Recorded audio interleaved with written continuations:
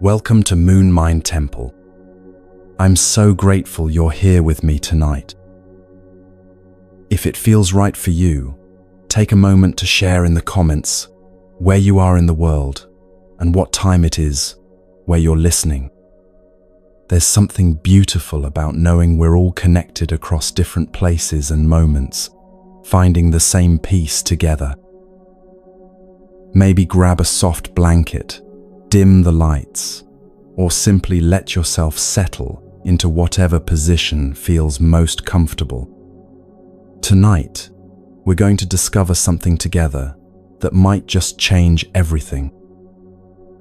It's an ancient teaching from Buddhism called emptiness, and before you think that sounds scary or sad, let me promise you something.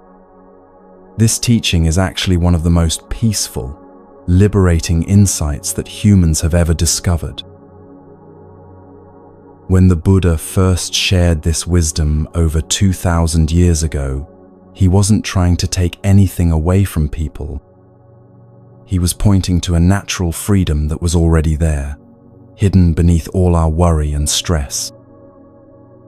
You know that feeling when you're completely absorbed in beautiful music, or watching clouds drift across the sky, and suddenly all your problems seem to melt away. That spaciousness you feel in those moments, that's what this teaching is really about.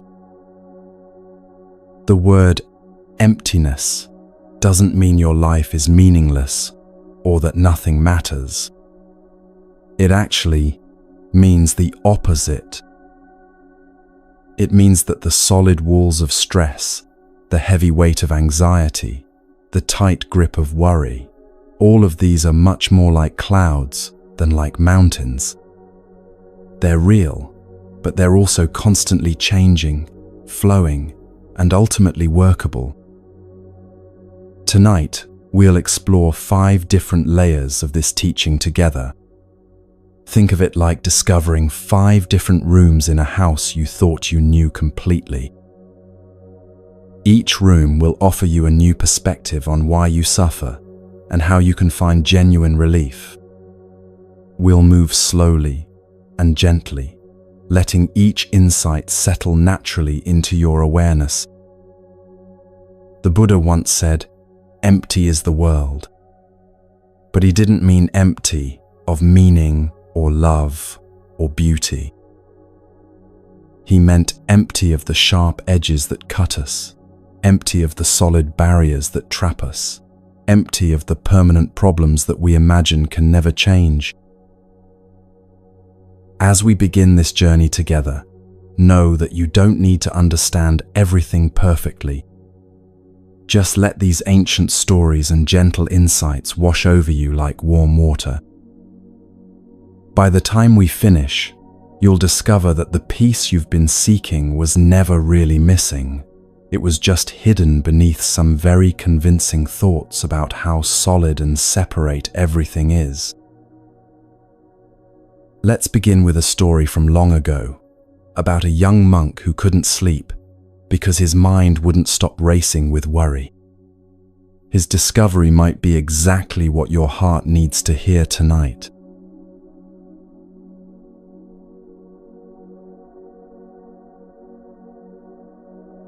There once lived a young monk named Chen in a quiet monastery nestled between gentle hills. Every night, as the other monks drifted peacefully into sleep, Chen would lie awake in his simple bed, listening to his thoughts chase each other like wild horses. "Am I good enough?" his mind would whisper. "Am I making progress in my practice? What if I fail? What if I'm not worthy of peace?" Night after night, these questions would spin through his awareness, each one feeling heavy and urgent and absolutely real. The weight of these thoughts felt crushing sometimes. Chen would listen to his breathing, trying to find calm, but even his breath seemed to carry worry. "Why can't I be peaceful like the other monks?" he would wonder. What's wrong with me that I can't find rest? The harder he tried to push these thoughts away, the more persistent they became, like trying to hold beach balls under water. One morning, exhausted and discouraged, Chen approached his teacher, Master Lin. The old master was quietly sweeping the temple courtyard, his movements so natural and gentle that it seemed like the broom was moving itself. The soft whisper of bristles against stone created a rhythm like a peaceful heartbeat. There was something about the master's presence that felt like cool water on a hot day. "Master," Chen said, his voice heavy with tiredness, "I can't find peace. My thoughts about myself keep me awake all night. I worry about whether I'm good enough, whether I'm progressing, whether I even exist as the kind of person I think I should be. How can I find rest?" Master Lin continued sweeping for a long moment, the gentle sound creating a space of calm around them. A small bird landed nearby and began pecking at seeds scattered on the ground, completely absorbed in its simple task. The morning light filtered through the leaves above, creating patterns of shadow and brightness that danced slowly across the courtyard stones. Finally, Master Lin paused and looked at Chen with eyes that held both deep kindness and a hint of gentle amusement. "Tell me, Chen," the master said softly, "when you listen to the temple bell, where does the music live?" Chen felt puzzled by this unexpected question. He had come seeking relief from his tormented thoughts, and his teacher was asking about music. "I'm not sure what you mean, Master. The music comes from the bell, doesn't it?" "Ah," said Master Lin, setting down his broom with care and sitting on a smooth stone bench. "Let's explore this mystery together. When our temple bell rings at dawn, what creates the sound you hear?" "The bell," Chen replied, though something in his teacher's gentle tone suggested this might not be the complete answer. He sat down beside his master, feeling a slight lessening of the tension he had been carrying. But the bell alone, sitting silently on its post, makes no music at all. What else is needed? Chen thought for a moment, feeling like he was being led down a path he'd never noticed before. Someone has to ring it.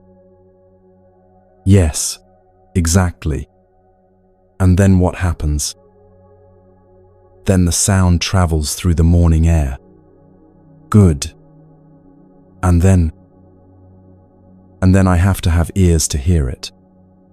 Wonderful, Master Lin nodded, his eyes sparkling with delight. So this experience you call hearing the temple bell, where exactly does it happen? Is it in the bell itself? In the person ringing it? In the air between? In your ears? In your mind? Chen started to answer, then stopped. The more he really considered this question, the more mysterious it became. The experience of hearing seemed to exist everywhere and nowhere at the same time. It was like trying to catch water with his hands, or like searching for the exact place where blue becomes green in the sky. I don't know, Master. This not knowing, Master Lin said with infinite gentleness, is the beginning of wisdom. You see, Chen, you've been lying awake worrying about this thing you call yourself. But let me share with you what the Buddha discovered when he looked into this same mystery over 2,000 years ago. What Master Lin was about to reveal to Chen was the Buddha's first and most fundamental teaching about emptiness. This insight had transformed the lives of countless people throughout history, offering them freedom from the very same kind of mental torment that was keeping Chen awake at night. It was a discovery so profound that it addresses the root cause of human suffering itself. The Buddha taught that when we look carefully at any moment of experience, we find three parts, just like a musical performance. In a musical performance, there's a musician, there's a musical instrument, and there's the music itself. All three are needed for music to arise. Without any one of these elements, there would be no music. In the same way, the Buddha discovered that conscious experience always involves three components: sense objects, sense organs, and consciousness. Let me help you understand this through a story, Master Lin continued, his voice taking on the gentle rhythm of someone sharing ancient wisdom. Imagine a skilled pianist sitting down at a beautiful grand piano. Her hands are graceful and trained, capable of creating the most exquisite melodies. The piano itself is a masterpiece of craftsmanship, with strings perfectly tuned and keys that respond to the gentlest touch. Let's explore this together, using this image. When the pianist places her fingers on the keys and begins to play, what happens? Her skilled touch creates vibrations in the strings, and these vibrations become sound waves that travel through the air. This music, these sound waves moving through space, becomes what the Buddha called a sense object. It's something that can potentially be experienced, like the fragrance of a flower or the warmth of sunlight on your skin. The sense object exists independently of whether anyone is there to experience it or not. Now, if you happen to be sitting in the concert hall and you have healthy ears, these ears become your sense organs for sounds. Your ears are incredibly sophisticated instruments, more complex than the most advanced technology humans have ever created. They can detect the tiniest changes in air pressure and translate them into electrical signals that your brain can understand. Think about this miracle for a moment. These delicate structures in your head can distinguish between thousands of different sounds, from the whisper of wind through leaves to the crash of ocean waves. When the music from the piano reaches your ears, when sense object meets sense organ, something magical happens. The experience we call hearing arises naturally and automatically. This hearing, this awareness of sound, is what the Buddha called consciousness. It's not a thing or an object, but rather the knowing quality that makes experience possible. But here's where the Buddha's insight becomes revolutionary and deeply liberating. We instinctively say, "I hear the music," don't we? We imagine there's a solid, separate I that exists independently somewhere inside our body or mind, and this I is the one doing the hearing, the one having the experience. This seems so obvious and natural that we rarely question it. But when the Buddha looked deeply into this process, with the precision of a scientist and the wisdom of a sage, he discovered something extraordinary. This phenomenon of hearing is actually the result of what he called an automatic chain of causes and conditions. It's like a completely natural domino effect that happens by itself without any separate controller or experiencer needed. Contact between the pianist's fingers and the piano keys causes the music. Contact between the music and your ears causes the experience of hearing the music. Without a pianist or a piano, there is no music. Without music or ears, there is no hearing of music. Each part depends completely on the others. In this beautiful chain reaction, the Buddha asked, where exactly can we find a separate self that's in charge? Where is the independent experiencer that we imagine is having these experiences? It's like looking for the driver of a car that's actually driving itself. As the Buddha put it so precisely, the ear is empty of a self or of anything pertaining to a self. Sounds, ear consciousness, and ear contact are empty of a self or of anything pertaining to a self. He wasn't being abstract or philosophical. He was pointing to something you can investigate right now in your own immediate experience. Master Lin gently guided Chen through this same investigation. Chen, close your eyes for a moment and listen to the sounds around us. Chen did as his teacher suggested, and immediately became aware of a symphony of natural sounds.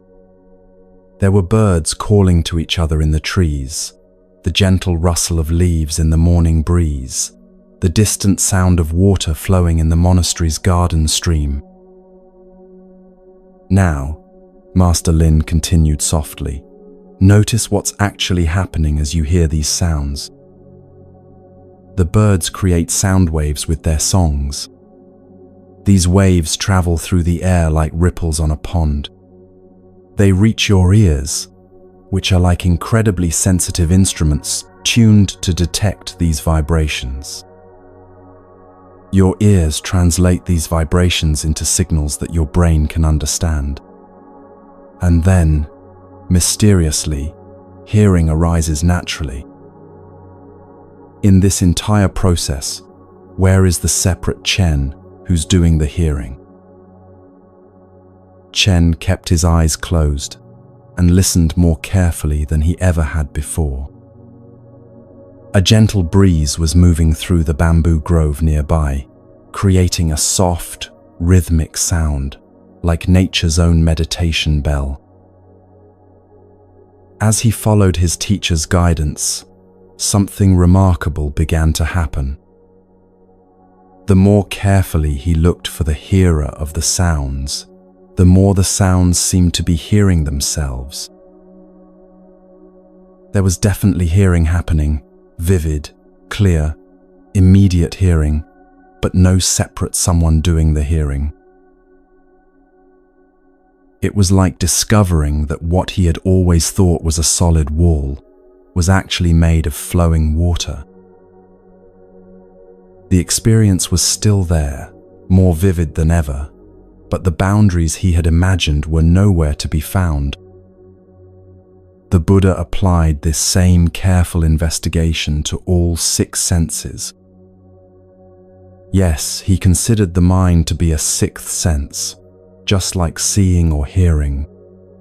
He found that seeing, smelling, tasting, touching, hearing, and thinking all happen as automatic processes that arise when the right causes appear in the right conditions.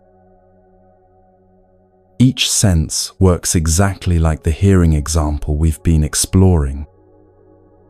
Let's explore this with the sense of sight to deepen our understanding. Right now, if you're in a place where you can see something, perhaps the device you're listening on, or the wall of the room you're in, or your own hands, notice what's happening in the process of seeing. Light waves are bouncing off objects around you, and traveling at incredible speed toward your eyes. Your eyes, which are even more sophisticated than the most advanced cameras ever built, focus these light waves and translate them into electrical signals. When these signals reach your brain through your optic nerves, the experience we call seeing arises automatically. Where in this natural process is the separate seer? Where is the independent you that's doing the seeing? The same investigation applies to thinking itself, which might be the most interesting of all. Thoughts arise in your awareness based on countless causes and conditions: your past experiences, your current situation, the food you ate, how much sleep you got, the conversation you had yesterday, the book you read last month, the weather today, your body's chemistry, memories triggered by a scent or sound. These thoughts appear in consciousness automatically, just like sounds appear when conditions are right for hearing. Where is the separate thinker that we imagine is creating these thoughts? Chen was beginning to discover what the Buddha had realized under the Bodhi tree centuries before. If you investigate deeply enough, you'll see that your personal experience is actually entirely impersonal. There is no separate you to whom experience is occurring. There's no experiencer of experience standing apart from the flow. There's only an endless, beautiful cycle of causes and conditions stretching infinitely back and forward in time, like an ocean with no beginning or end. But here's where this insight becomes intensely practical for our daily struggles with stress and anxiety. The Buddha connected this understanding directly to why we suffer and how we can find genuine relief. This was not just a philosophical discovery, but a practical key to ending unnecessary suffering. This cycle of causes and conditions, this flow of experiences, arising and passing away, naturally brings both pleasant and unpleasant experiences. Sometimes we hear music that lifts our hearts. Sometimes we hear sounds that annoy or disturb us. Sometimes we see beautiful sights that fill us with joy. Sometimes we see things that make us sad or afraid. Sometimes we have thoughts that make us feel confident and happy. Sometimes thoughts that make us worried, angry, or depressed. This is simply the natural flow of life. The Buddha discovered that what keeps us trapped in cycles of suffering and disappointment is what he called our clinging and avoidance. We desperately try to hold on to the experiences we like and push away the experiences we don't like. We become attached to pleasant sounds, pleasant sights, pleasant thoughts, and we resist unpleasant ones with all our might. All of this clinging and resisting is driven by what our imaginary self wants and fears. Think about the last time you felt really stressed or upset. Maybe someone said something that hurt your feelings, or you received news that disappointed you, or you found yourself in a situation you desperately didn't want to be in. Notice how the suffering came not just from the experience itself, but from your resistance to the experience. There was the actual event, perhaps some words spoken or a piece of news received, and then there was your story about how this event shouldn't be happening to you, how it was unfair, how it threatened or diminished the you that you imagine yourself to be. the event itself might have lasted only moments, but the suffering from resisting it might have lasted hours, days, or even weeks. This is what the Buddha meant when he said that clinging and avoidance are the fuel that keeps the wheel of suffering turning. But what if that threatened, diminished you is actually more like a mirage?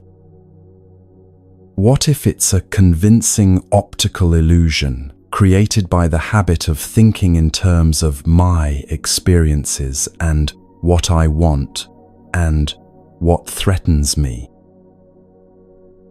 What if the one who feels attacked, the one who feels inadequate, the one who feels overwhelmed, is no more solid than a character in a dream? Chen was discovering this for himself as he sat in the temple courtyard with his teacher. The morning sun was growing warmer on his face, and he could feel something loosening inside him, like a knot that had been tied for so long he'd forgotten it was there. "Master," he said softly, "if there's no separate me to have problems, then what about all my worries about whether I'm a good monk or whether I'm making progress?" Master Lin smiled gently, his weathered face radiating a peace that seemed to come from the deepest part of his being. "Those thoughts will still arise, Chen. Causes and conditions will still create the thought, am I good enough? Or am I making progress? But now you can see these thoughts for what they really are, just more experiences arising and passing away in the flow of consciousness, like clouds drifting across the sky. You don't have to identify with them or resist them or figure them out. You can let them come and go naturally, without giving them the weight of solid reality. This is the profound relief that comes from understanding what the Buddha meant by the emptiness of self. It's not that you disappear or become nobody. It's that you stop carrying the imaginary burden of being a separate someone who has to control everything, fix everything, and defend against everything. You discover that you exist as something much more spacious and peaceful than you ever imagined. The Buddha described this realization as the key insight that brings suffering to an end. To really see that our feeling of being a solid, separate self doesn't correspond to anything in reality is the discovery that unlocks the door to genuine peace. To live your life in accordance with this understanding is what the Buddha called nirvana. Not a place you go to after you die, but a way of being in this very life that's free from unnecessary suffering. Let me share how this might transform a difficult moment in your own experience. Imagine you're facing a challenge that usually triggers intense stress and worry. Maybe you have to have a difficult conversation with someone you care about, or you're dealing with a health concern that's been troubling you, or you're facing financial pressure that keeps you awake at night. Normally, this situation feels like it's happening to a solid, vulnerable you, doesn't it? There's a sense that this separate self might be damaged or overwhelmed or unable to cope with what's being asked of it. The stress feels personal, directed at you specifically, threatening your security and well-being. But what if you remembered Chen's discovery in that peaceful courtyard? You might begin to notice that even this stressful situation is arising from causes and conditions, just like hearing arises when sound meets ear. There are the external circumstances that are creating the challenge. There are your past experiences that influence how you interpret these circumstances. There are physical factors like how much sleep you got last night, and what you ate for breakfast. There are emotional factors from other areas of your life that might be coloring this moment. There are social and cultural influences that shape your expectations and fears. All of these conditions are coming together right now, and stress is arising naturally from their meeting, just like music arises when fingers meet piano keys. But where, in this natural process of conditions creating stress, is the solid, separate, vulnerable you that feels threatened? When you look for it with the same gentle curiosity that Chen brought to looking for the hearer of sounds, you might find something surprising. The stressful situation is there, yes. The thoughts and feelings are there, yes. The physical sensations of stress are there, yes. But that tight, threatened sense of a separate self that feels like it's under attack, that might be much more like a habit of thinking than a solid reality. This doesn't mean you become passive or don't take appropriate action. If anything, it means you can respond to challenges more effectively. It means you can respond to challenges from a place of clarity and peace, rather than from the fears and defenses of an imaginary separate self. You can address what needs to be addressed without the extra layer of suffering that comes from taking everything so personally. As Chen sat there in the growing warmth of the morning sun, he felt something he hadn't experienced in months. A deep, natural peace was emerging, not because his circumstances had changed in any way, but because he was beginning to see through the illusion that had been causing his sleepless nights. The worried, inadequate Chen that had been tossing and turning wasn't as real as he had thought. In fact, it was more like a character in a story he had been telling himself. A story he could now see was just a story.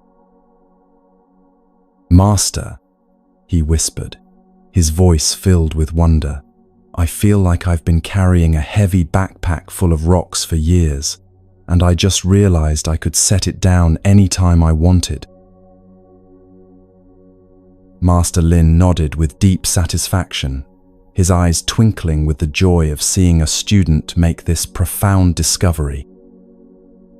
That backpack was never really there, Chen. It was made of thoughts about a separate self that was never more than a mirage in the desert of the mind. Now you can walk freely without that imaginary burden weighing you down. That night, for the first time in months, Chen slept peacefully. When thoughts arose about his progress or his worthiness or his adequacy as a monk, he remembered the temple bell and the gentle investigation his teacher had guided him through.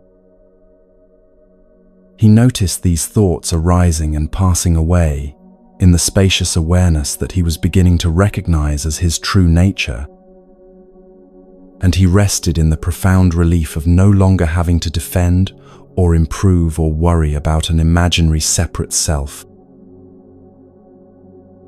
As you let these insights settle gently into your own awareness right now, you might notice that same spacious peace that Chen discovered.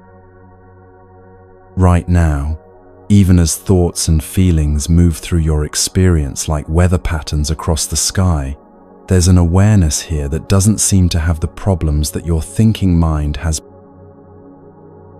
This awareness is peaceful by nature, open by nature, loving by nature. It doesn't need to be defended or improved or fixed.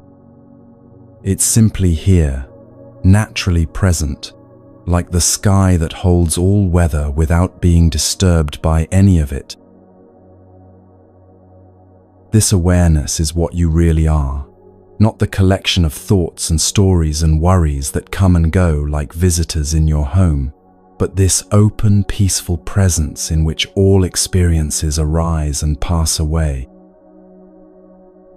This is the first great discovery of Buddhist emptiness, and it's already enough to transform your entire relationship with stress, anxiety, and the challenges of daily life. But as profound as this insight is, it's only the beginning of what these ancient teachers discovered about the nature of reality and the path to complete freedom from suffering. As we'll explore together in the next part of our journey, there are even deeper layers of emptiness that reveal not just the illusory nature of a separate self, but the mysterious nature of everything we experience in this vast, interconnected web of existence.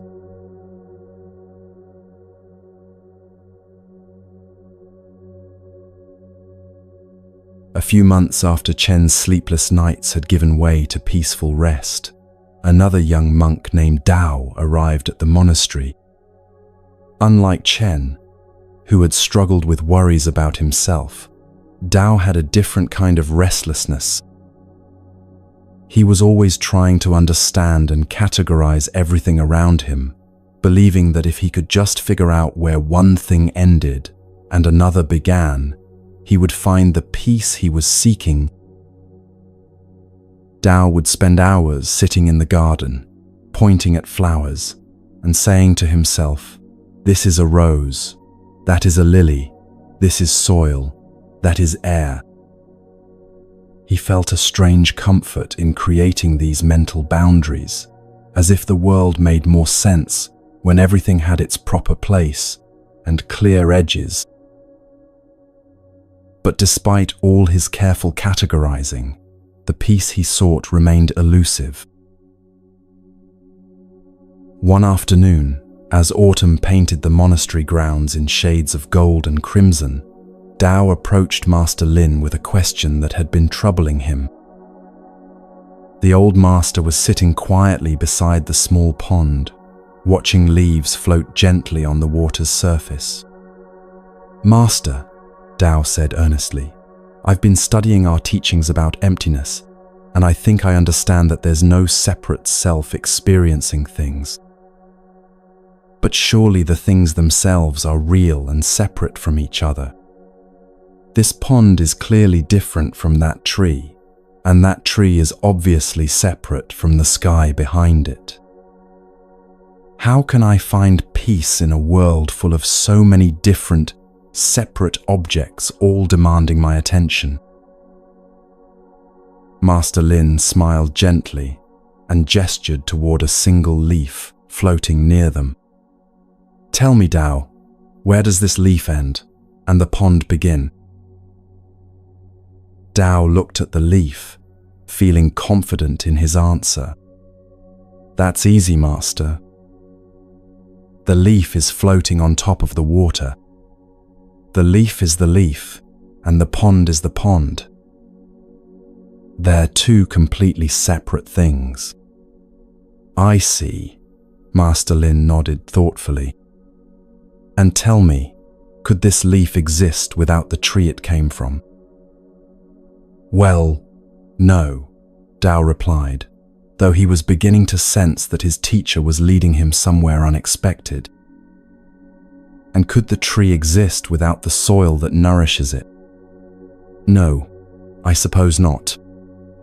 "And could the soil exist without the countless leaves that have fallen and decomposed to create it over many years?"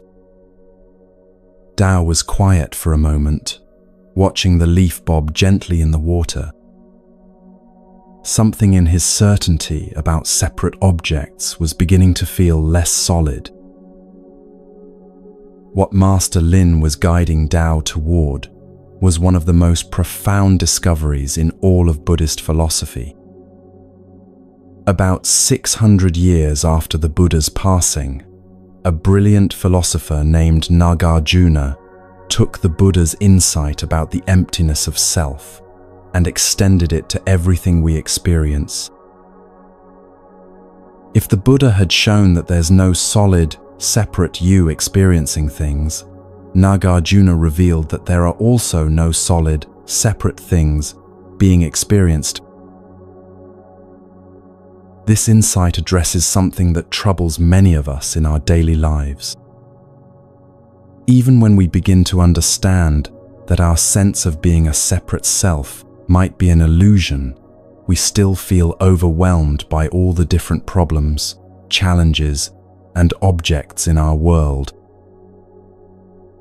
We look around and see so many separate things that seem to have the power to make us happy or miserable. Understanding Nagarjuna's discovery can transform this relationship completely. Let me guide you through this insight using something you're experiencing right now.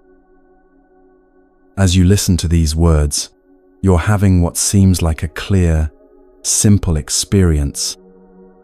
You might say, "I'm listening to a teaching about Buddhist emptiness." This seems straightforward enough. There's you and there's this teaching and you're experiencing it. But let's do what Nagarjuna taught us to do. Let's try to find the exact boundaries of this thing you're experiencing. At first glance, this teaching seems to consist of words, spoken at a certain pace, containing certain ideas about Buddhist wisdom. That's a reasonable description. But as we investigate more carefully, something fascinating begins to happen. Could you be experiencing this teaching without the device you're listening on? Obviously not. The speakers or headphones that are projecting these words are actually an essential part of your experience right now. Without them, these words couldn't reach you at all. So shouldn't we include your device as part of what we call this teaching? But wait, could this teaching exist in your experience without the electricity that powers your device? Without the internet connection or cellular service that delivered it to you? Without the countless people who designed, built, and maintain all of this technology? When you really think about it, all of these elements are necessary conditions for your experience of this teaching right now. And what about your ears themselves? Could you experience this teaching without the ears that allow you to hear? These ears didn't appear from nowhere. They're the result of millions of years of evolution, aren't they? They're connected to your entire body, which came from your parents and their parents, stretching back through countless generations. Shouldn't we include all of this evolutionary history as part of what makes this teaching possible? As we follow this investigation, something remarkable begins to happen. We can't find any point where we can definitively say, here the teaching ends and the rest of the universe begins. What seemed like a simple, separate thing, this audio teaching, begins to reveal itself as a form in which the entire universe is appearing to you in this moment. Back by the pond, Master Lin was guiding Dao through a similar investigation. "Let's look at this floating leaf more carefully," the master said gently. "You said it's separate from the pond, but let's investigate. This leaf was once part of that maple tree over there. The tree grew it, using nutrients from the soil, water from the rain, energy from the sun, and carbon dioxide from the air. So this leaf is actually made of soil, rain, sunlight, and air, isn't it?" Dao nodded slowly, beginning to see where this was leading. "And where did the soil come from?" Master Lin continued. It came from countless leaves and branches and creatures that lived and died and decomposed over thousands of years. And the rain?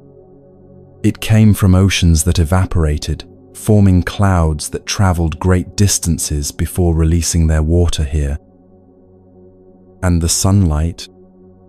It traveled 93 million miles from a star that's been burning for billions of years. As Tao listened, his sense of this leaf being a separate, independent object began to dissolve. He was beginning to see what Nagarjuna had discovered, that what we call individual objects are actually meeting points where the entire web of existence becomes visible. This isn't just a philosophical curiosity. This insight has profound implications for how we relate to the stresses and challenges in our daily lives. Think about the last time you felt overwhelmed by a problem that seemed completely solid and insurmountable.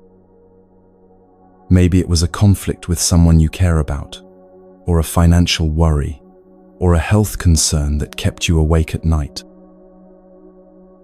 When we're caught up in these difficulties, they feel like solid, separate objects that exist independently and have the power to harm us.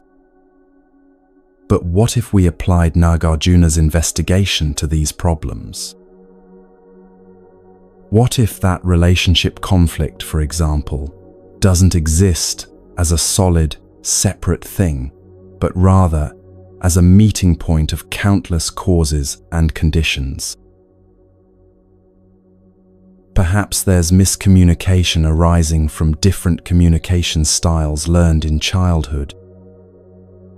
Maybe there's stress from work, affecting how both people respond to each other. There might be cultural differences, different expectations about relationships, past hurts that are coloring the present moment. There could be physical factors, hunger, tiredness, hormonal changes that affect mood and patience. All of these conditions and many more are coming together to create what we call this relationship problem. But where exactly does this problem begin and end? Where are its solid boundaries? The more we investigate, the more we discover that even our most troubling problems are actually fluid processes arising from causes and conditions, rather than solid obstacles blocking our path. Nagarjuna took this investigation even deeper. He noticed that things also cannot exist without their opposites. There could be no concept of front without back, no up without down, no good without bad. Everything exists in relationship, in contrast, in interdependence. Think about something as simple as the idea of tall. A person who is tall compared to most people might be quite short compared to a professional basketball player. A building that seems tall in a small town might look tiny next to a skyscraper. Tall has no meaning by itself. It only exists in relationship to short. The same is true for every quality we can think of: beautiful and ugly, success and failure, happiness and sadness. They arise together, define each other, and cannot exist apart. This insight led Nagarjuna to a profound conclusion about the nature of everything we experience.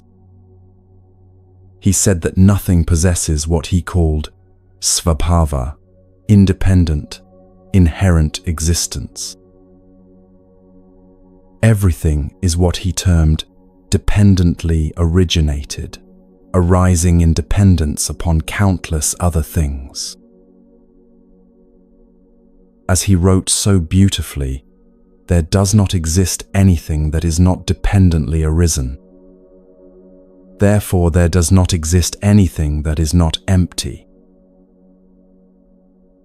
Master Lin helped Tao understand this through a simple but profound example. Tao, look at that apple tree in our orchard. Can an apple exist apart from the tree it grows on? No, Master. Can the tree exist apart from the soil that nourishes its roots? No. Can the soil exist apart from the earth that holds it? No. Can the earth exist apart from the solar system it travels through? No. And can our solar system exist apart from the galaxy that contains it?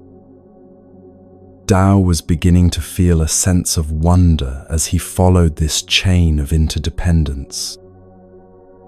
No, Master, it cannot.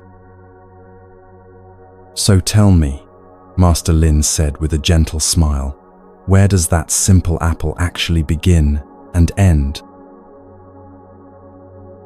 As this question settled into Tao's awareness, he experienced something that many people discover when they really understand interdependence. Instead of feeling overwhelmed by the complexity of it all, he felt a profound sense of relief. If everything is interconnected, if nothing exists in isolation, then nothing, including his problems and worries, is as solid or permanent as it appears. But at this point, you might be feeling a bit puzzled or even concerned. If everything is empty of independent existence, does that mean nothing exists at all? Does that mean this conversation we're having isn't real? Does it mean nothing matters? This is a natural concern, and Nagarjuna actually addressed it directly. He explicitly refused what he called the wrong view that nothing exists. But he also said that the view that things exist independently is equally wrong. To him, both of these views are extremes that miss the complex, mysterious nature of how things actually are. Nagarjuna taught what became known as the middle way between these two extremes. Things don't exist in the solid, independent way we usually imagine them to, but they also don't fail to exist at all. They exist in this beautiful, interdependent way, like music exists, or like rainbows exist, or like reflections in water exist. Real, vivid, and meaningful, but not solid or separate. Think about a rainbow for a moment. When you see a rainbow arcing across the sky after a storm, it's undeniably beautiful and real. You can point to it, photograph it, feel moved by its beauty. But if you tried to travel to where the rainbow appears to be, you would never reach it. It has no solid location you can visit. The rainbow arises from the meeting of sunlight, water droplets, and your particular viewing angle. It's real, but it's also empty of independent existence. This is how Nagarjuna understood everything in our experience. Real and vivid, but arising from the interdependent meeting of causes and conditions, rather than existing as solid, separate objects. This middle way understanding brings tremendous relief when we apply it to our daily stress and worries. Think about a time when you felt completely overwhelmed by a problem in your life. Maybe it was a work deadline that seemed impossible to meet, or a family situation that felt hopeless, or a health concern that dominated your thoughts. When we're caught up in these difficulties, they feel completely solid and permanent, don't they? They feel like immovable mountains blocking our path to happiness. But when we remember Nagarjuna's insight about dependent origination, we begin to see these problems differently. That impossible work deadline, for example, isn't a solid, independent thing. It's arising from multiple causes and conditions, perhaps poor planning, unexpected complications, unrealistic expectations, lack of resources, or communication breakdowns. Each of these contributing factors is itself dependently originated. The poor planning might have arisen from being overwhelmed with other responsibilities. The unexpected complications might have come from factors beyond anyone's control. The unrealistic expectations might have cultural or personal history behind them. When we see problems this way, something remarkable happens. Instead of feeling like victims of solid, unchangeable circumstances, we begin to see that we're dealing with fluid processes that can be worked with skillfully. Since these difficulties arise from causes and conditions, they can also change when causes and conditions change. This doesn't minimize the reality of our challenges. They're still real, just like rainbows are real. But it reveals something hopeful about their nature.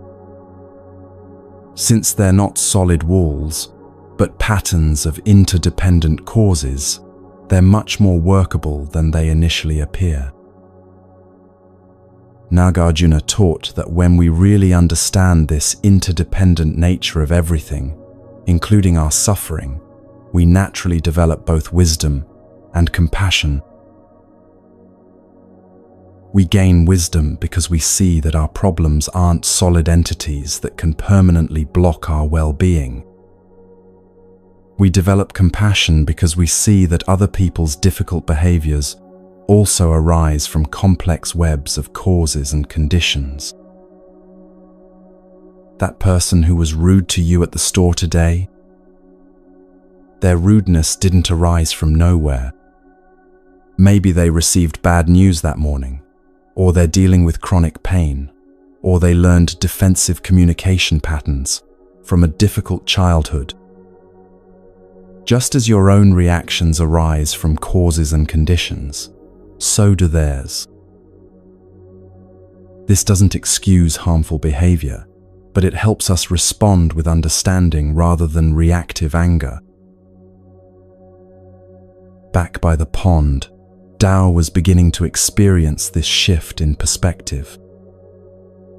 As he watched the leaves floating on the water, he no longer saw separate objects demanding to be categorized and controlled. Instead, he saw a beautiful dance of interdependence, water supporting leaves that had fallen from trees that were nourished by soil that was created by previous generations of fallen leaves.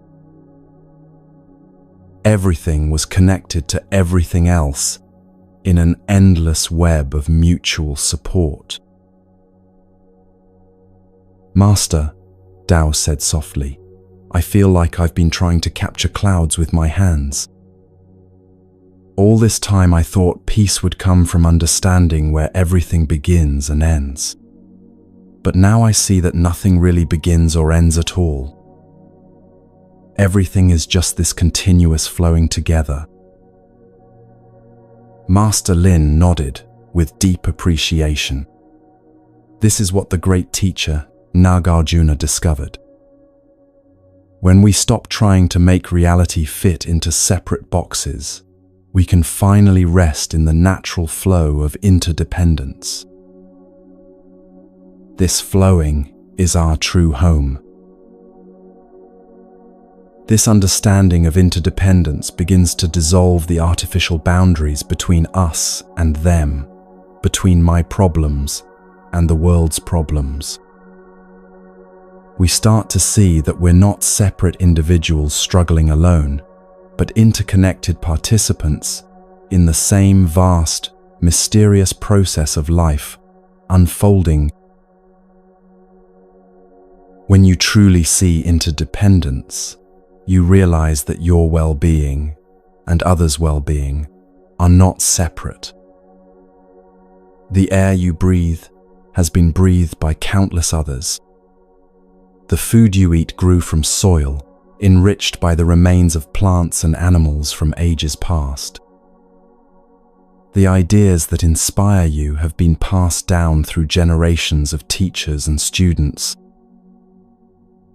Even your capacity for love and wisdom has been nurtured by the care you received from others, stretching back to the very beginning of your life.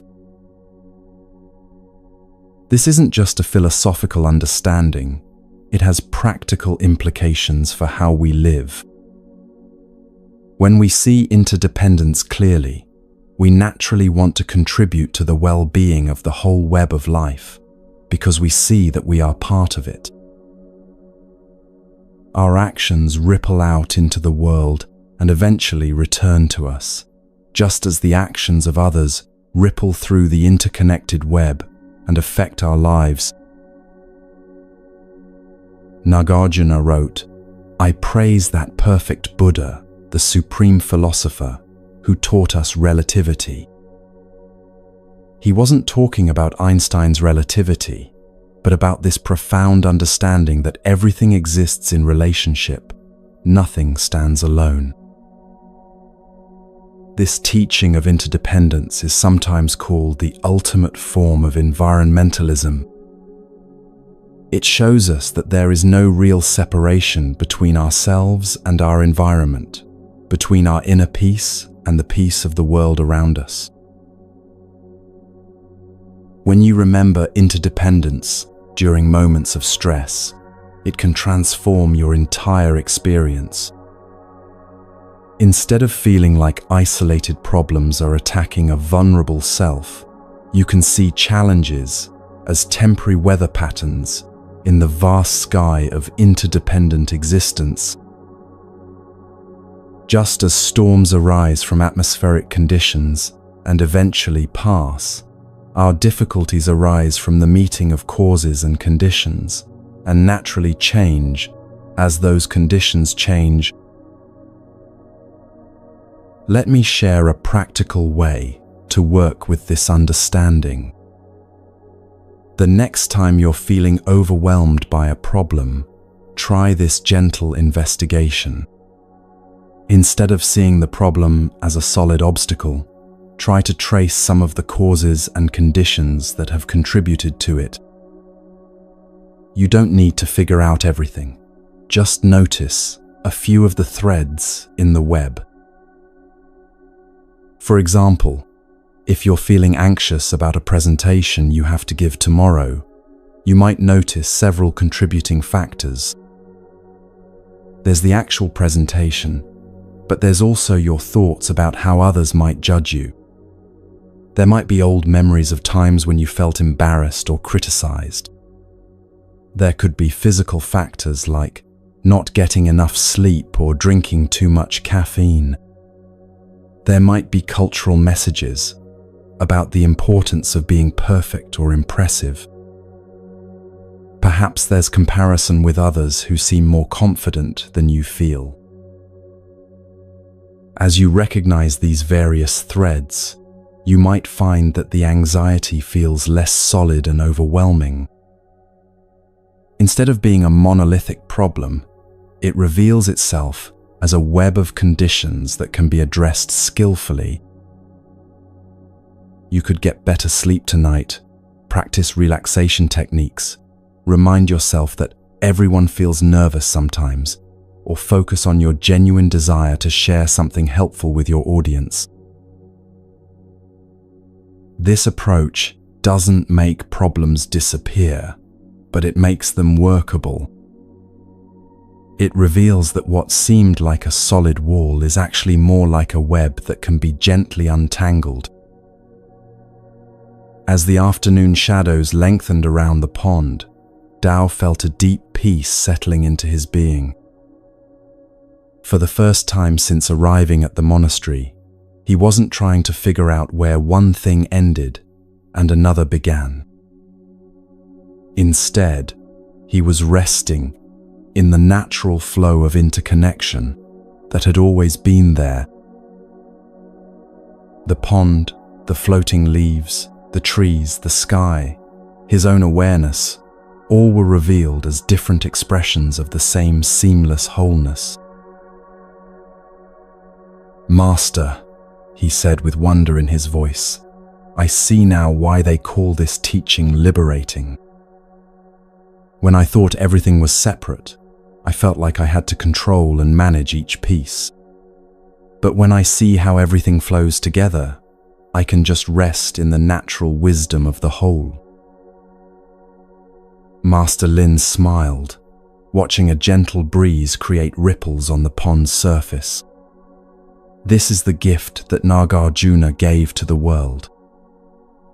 The understanding that emptiness and interdependence are the same truth seen from different angles.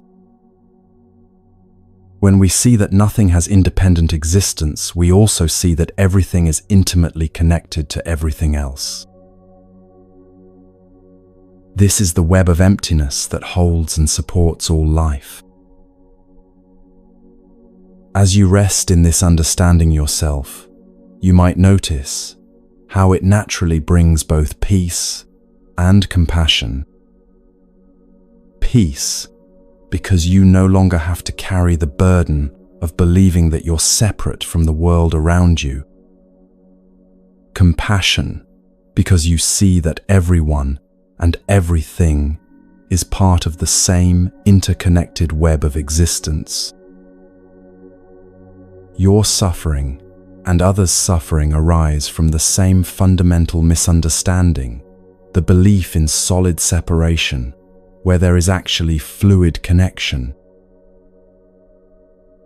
This second layer of emptiness, the emptiness of all objects and phenomena, reveals that what we call the world is actually much more like a river than like a collection of separate rocks. Everything is flowing together, supporting everything else, in an endless dance of interdependent arising. When we align ourselves with this flow, rather than fighting against it, we discover a natural ease and grace that was always available to us. But this profound understanding of interdependence leads us to an even deeper question. If there's no separate self experiencing things, and no separate things being experienced, what about experience itself? This mystery was explored by another great school of Buddhist philosophy, and their discovery reveals yet another layer of emptiness that can transform how we understand the very nature of consciousness and reality.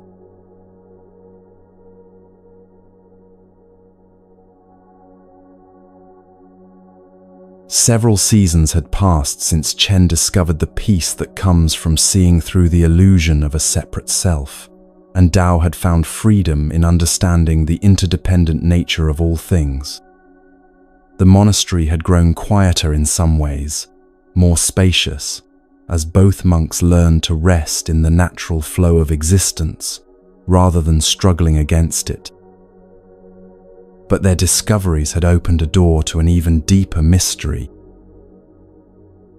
One evening, as the three of them sat together watching the sun set behind the mountains, a new question arose. The sky was painted in shades of orange and gold, and a profound stillness had settled over the world.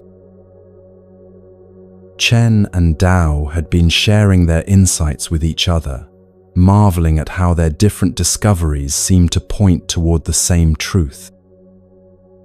"Master," Chen said thoughtfully, "I understand now that there's no separate self having experiences. And Tao has helped me see that the things we experience aren't really separate from each other either. But there's something I'm curious about. If there's no separate experiencer, and no separate things being experienced, what about the experiencing itself? Tao nodded eagerly. Yes, that's what I've been wondering too. Even though I can't find solid boundaries anywhere, there's still clearly something happening. Right now, we're seeing this beautiful sunset, hearing the evening birds, feeling the cool air. What is this awareness that seems to hold all these experiences? Master Lin smiled with the gentle delight of a teacher whose students were ready for one of the most profound insights that human beings can discover.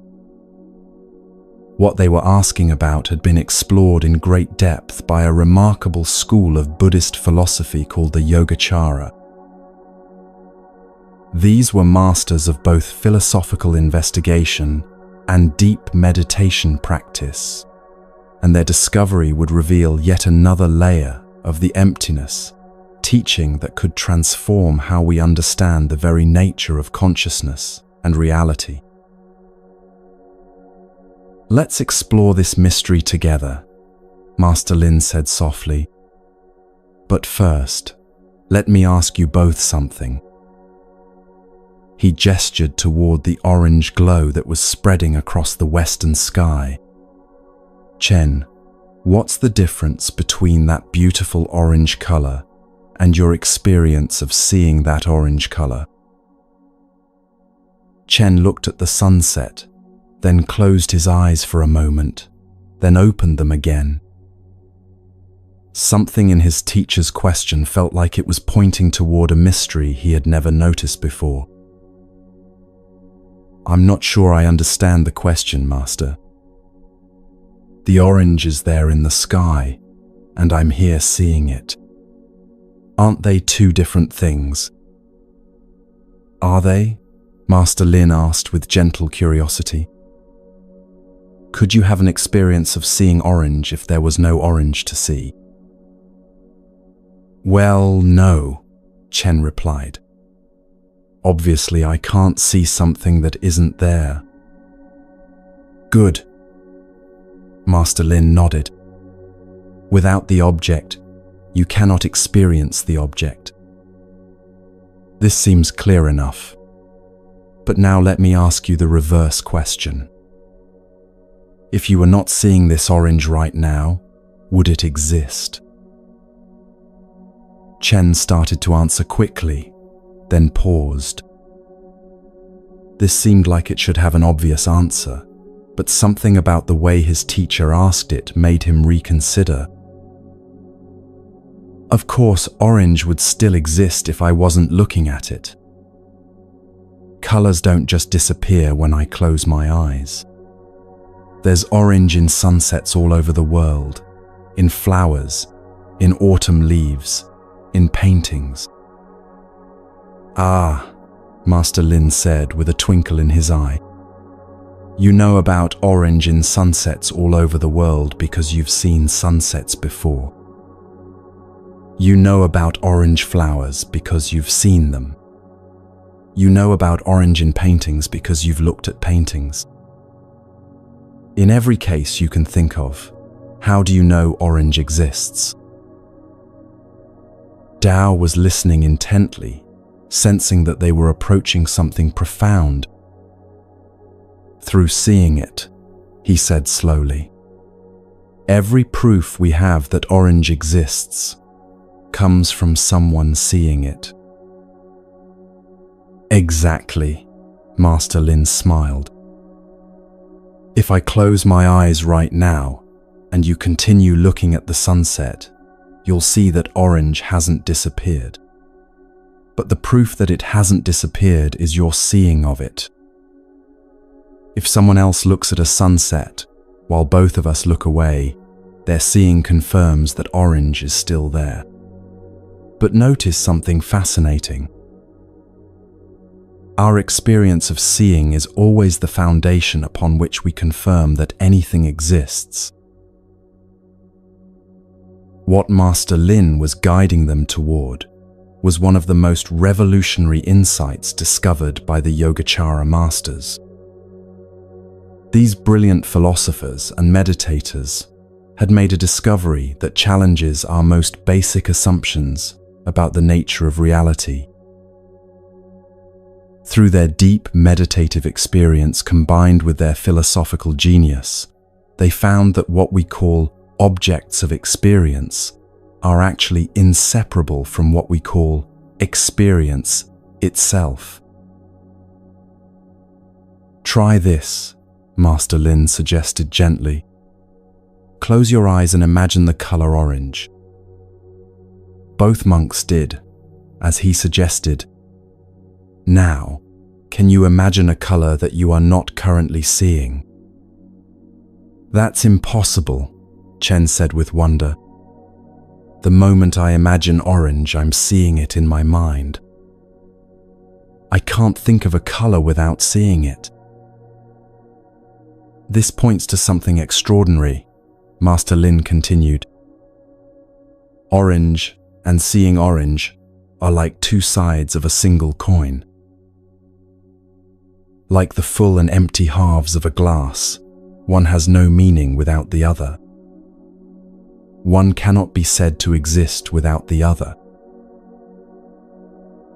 The Yogacara masters had discovered this same inseparable relationship between all objects and the consciousness that knows them.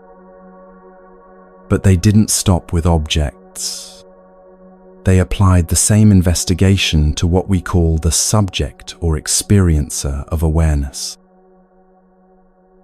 "Now let me ask you both something else," Master Lin said as they opened their eyes and returned their attention to the sunset.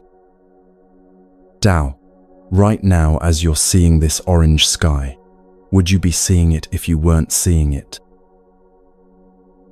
Dao laughed softly at what seemed like an obvious question. "Of course not, Master.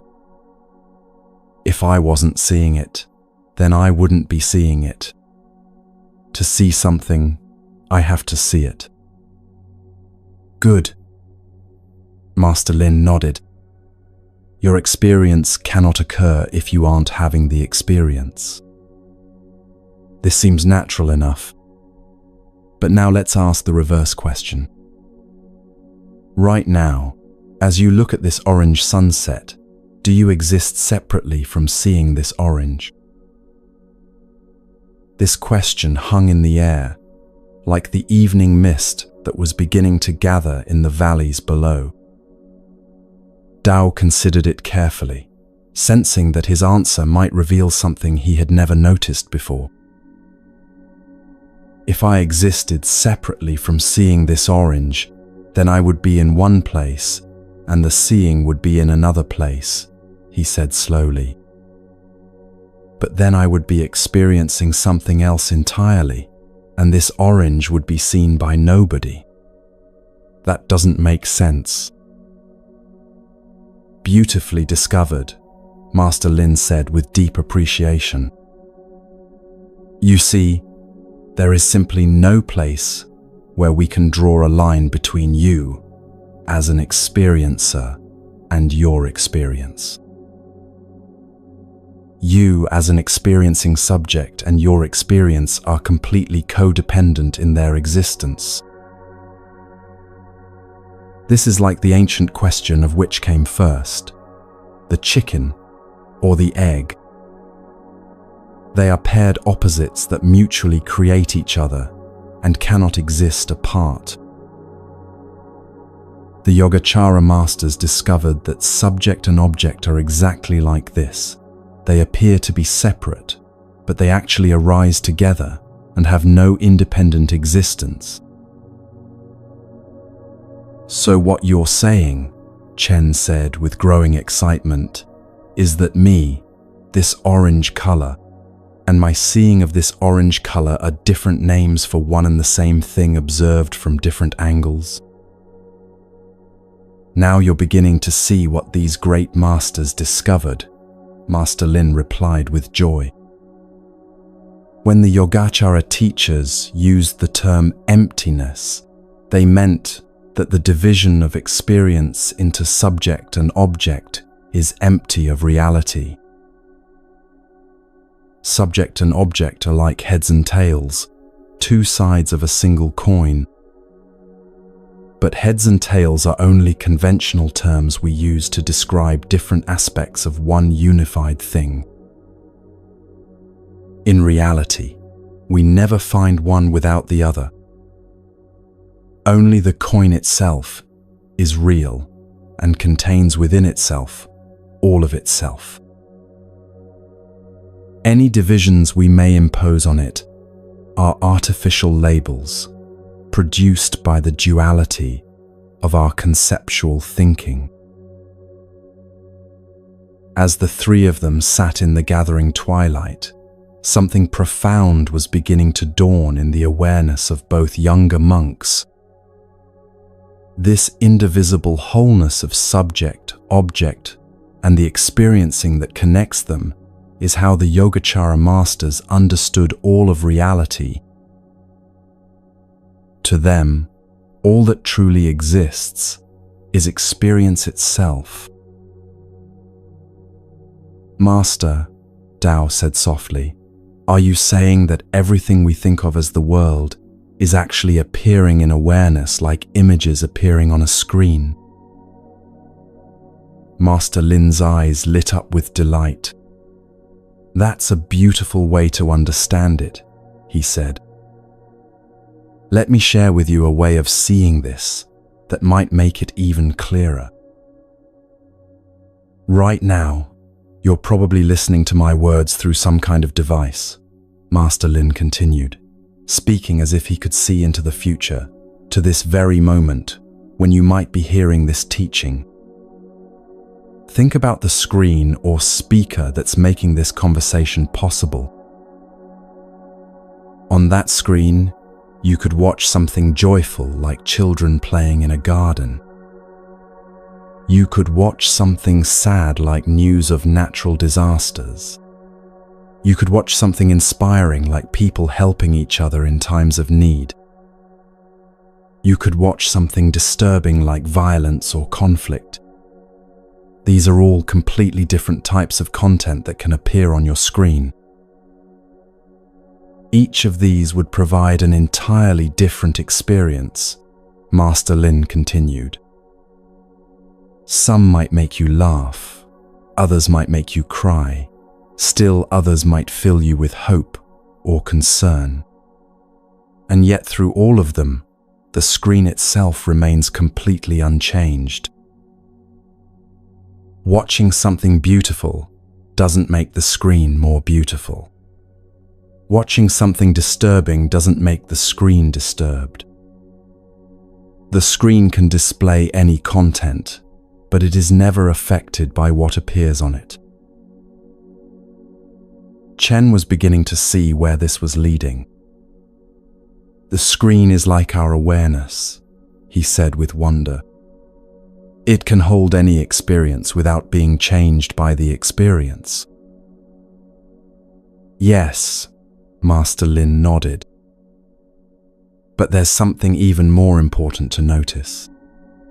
The screen on which images appear is not part of any particular image. At the same time, no image could appear without the screen. The whole time you've been watching any video, you've been looking at the screen, even though the screen itself is never the subject of what you're watching." "Until now," Tao added with a smile. "Right now, this teaching is pointing to the screen itself." "Exactly," Master Lin said, with deep satisfaction. "And this is what I want both of you to investigate right now. Look into your own conscious awareness, the screen on which all your experiences appear." As the last light faded from the western sky and the first stars began to appear, both monks turned their attention inward with a quality of gentle curiosity they had learned from their teacher. What they were about to discover was something that could transform their understanding of who and what they really are. Notice that our different experiences appear in different ways. Master Lin guided them softly. Chen's memories of his childhood appear one way in his awareness, and Dao's memories appear another way in his awareness. Chen's body sensations are different from Dao's. Your thoughts, your emotions, your perceptions, all of these appear differently on the screen of your individual awareness. But what about the screen itself? What about the aware presence in which all these experiences appear?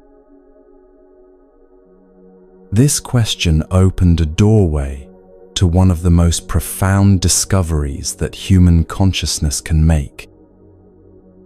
The Yogacara masters had found that while the content of awareness varies from person to person and moment to moment, awareness itself has certain unchanging qualities that are the same for everyone. Let's explore this together, Master Lin said gently. First, notice that your conscious awareness is luminous. By luminous, I mean that it naturally illuminates whatever appears in it. Whatever arises in your awareness is immediately and effortlessly known. Like how a mirror instantly reflects whatever appears in front of it. Could my conscious awareness lack this luminous quality? No, because then it wouldn't be conscious awareness at all. Chen nodded with recognition. It's like awareness is naturally awake, he said. Whatever appears in it is immediately known without any effort. Second, Master Lin continued, notice that your conscious awareness has no preferences. It lacks resistance and attachment. When something pleasant appears, like the taste of fresh fruit, it is fully received and then naturally released. When something unpleasant appears, like the pain of a minor injury, it is also fully received and then naturally released. Awareness itself doesn't try to hold on to the pleasant or push away the unpleasant. But Master, Dao interjected, I certainly have preferences and resistances. I definitely try to hold on to pleasant experiences and avoid unpleasant ones. Yes, Master Lin agreed with a gentle smile. But notice the difference between your mind and your awareness.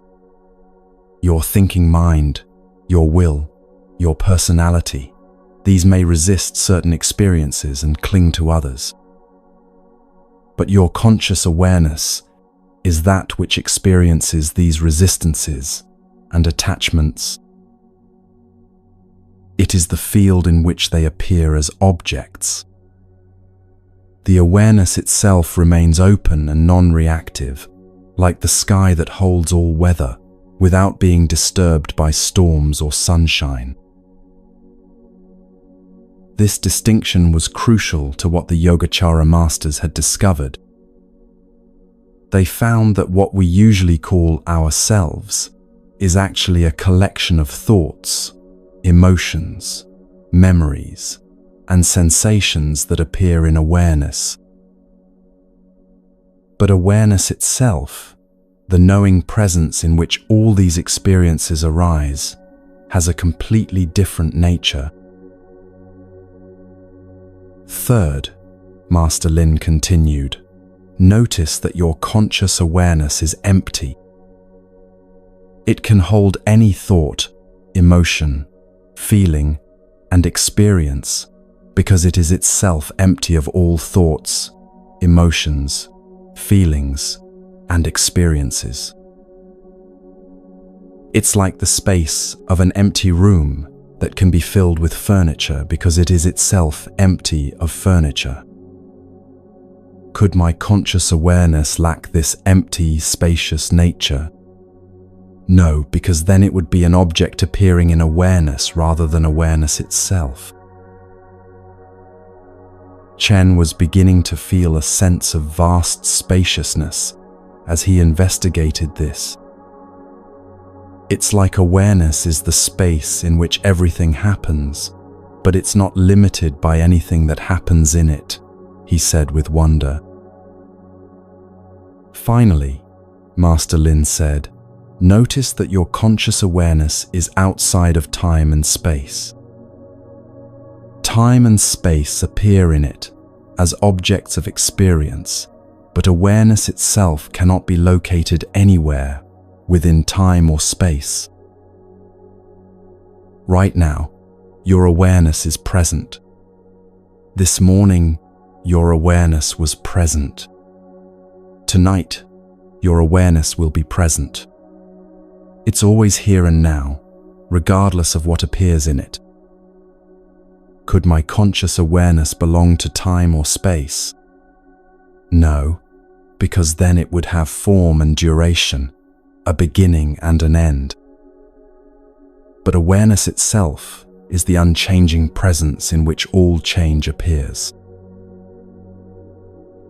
As both monks investigated these qualities, something extraordinary began to dawn on them. Tao was the first to voice what they were both discovering. Master, he said with amazement, when I look for the qualities of my awareness, and Chen looks for the qualities of his awareness, we can't find any differences. The awareness that's aware of my thoughts, and the awareness that's aware of his thoughts, seems to be the same awareness. Yes, Master Lin said with profound satisfaction. When we compare what we call your conscious awareness with what we call my conscious awareness, we discover not a single difference between them. When we are comparing two things and we discover not a single difference between them, what must we conclude? That they're one and the same thing, Chen whispered, his voice filled with awe. This discovery lies at the heart of what the Yogacara masters called Buddha nature or Tathagatagarbha.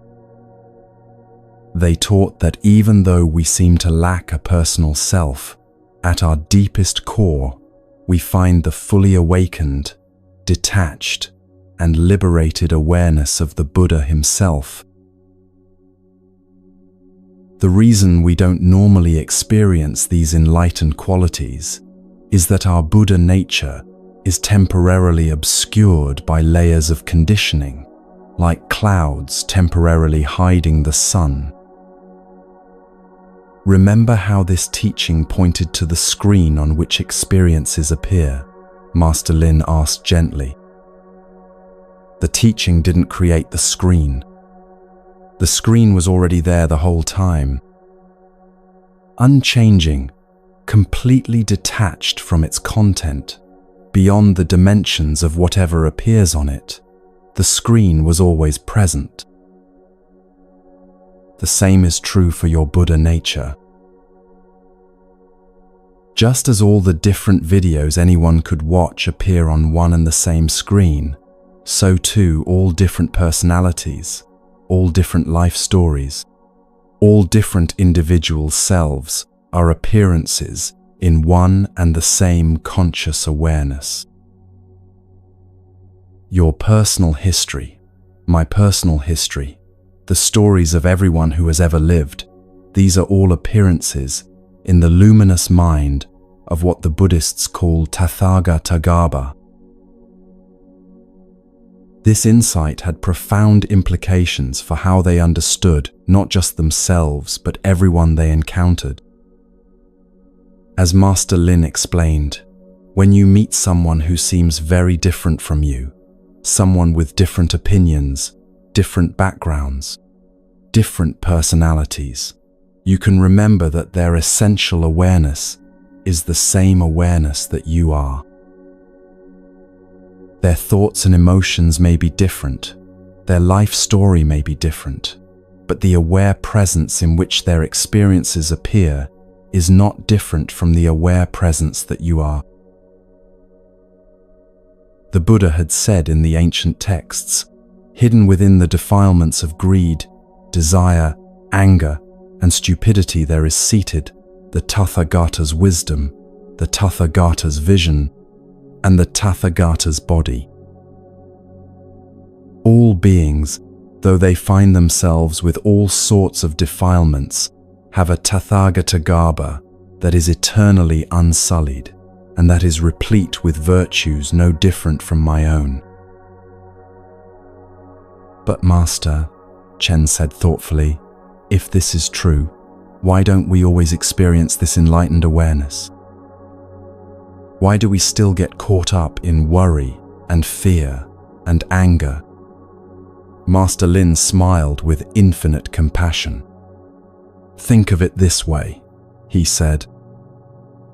Imagine a perfect mirror that has become covered with dust over many years. The mirror itself is always pure and perfect, capable of reflecting anything clearly. But when it's covered with dust, its reflections appear cloudy and distorted. The dust doesn't change the essential nature of the mirror, but it temporarily obscures its clarity. Our Buddha nature is like that perfect mirror, he continued. It's always present, always pure, always aware, but it can become temporarily obscured by what we might call the dust of conditioning, old habits of thinking, emotional patterns we learned in childhood, cultural beliefs that limit our understanding. The goal of Buddhist practice is like gently wiping the dust off the mirror. This understanding transforms how we approach personal growth and spiritual development. Instead of trying to become someone different or achieve some special state, we begin to recognize what we already are underneath the temporary obscurations. We start to see that peace, love, and wisdom are not qualities we need to acquire, but qualities of our essential nature that we can uncover.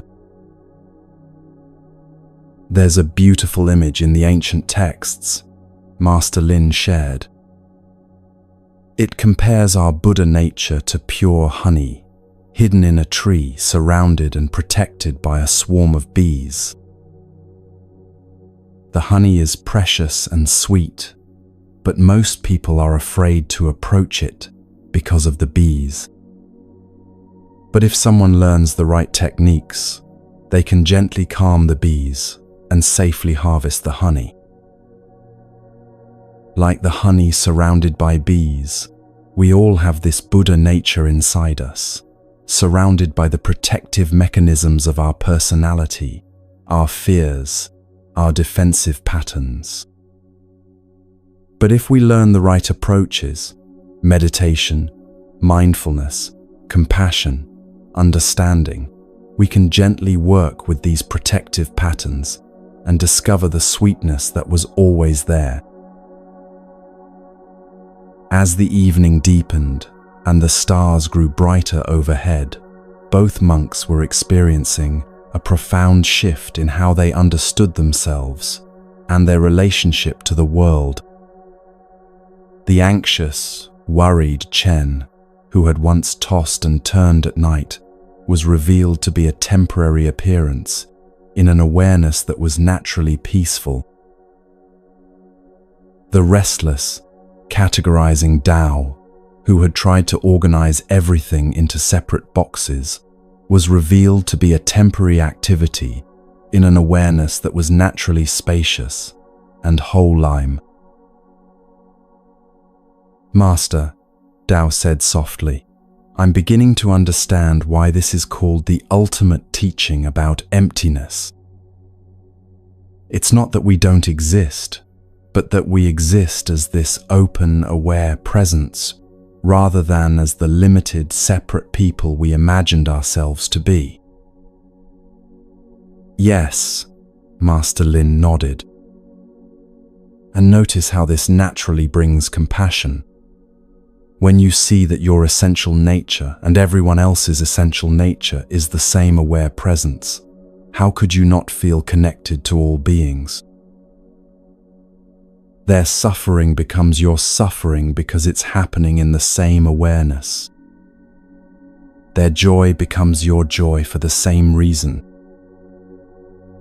This insight has practical implications for how we deal with difficult people and challenging situations.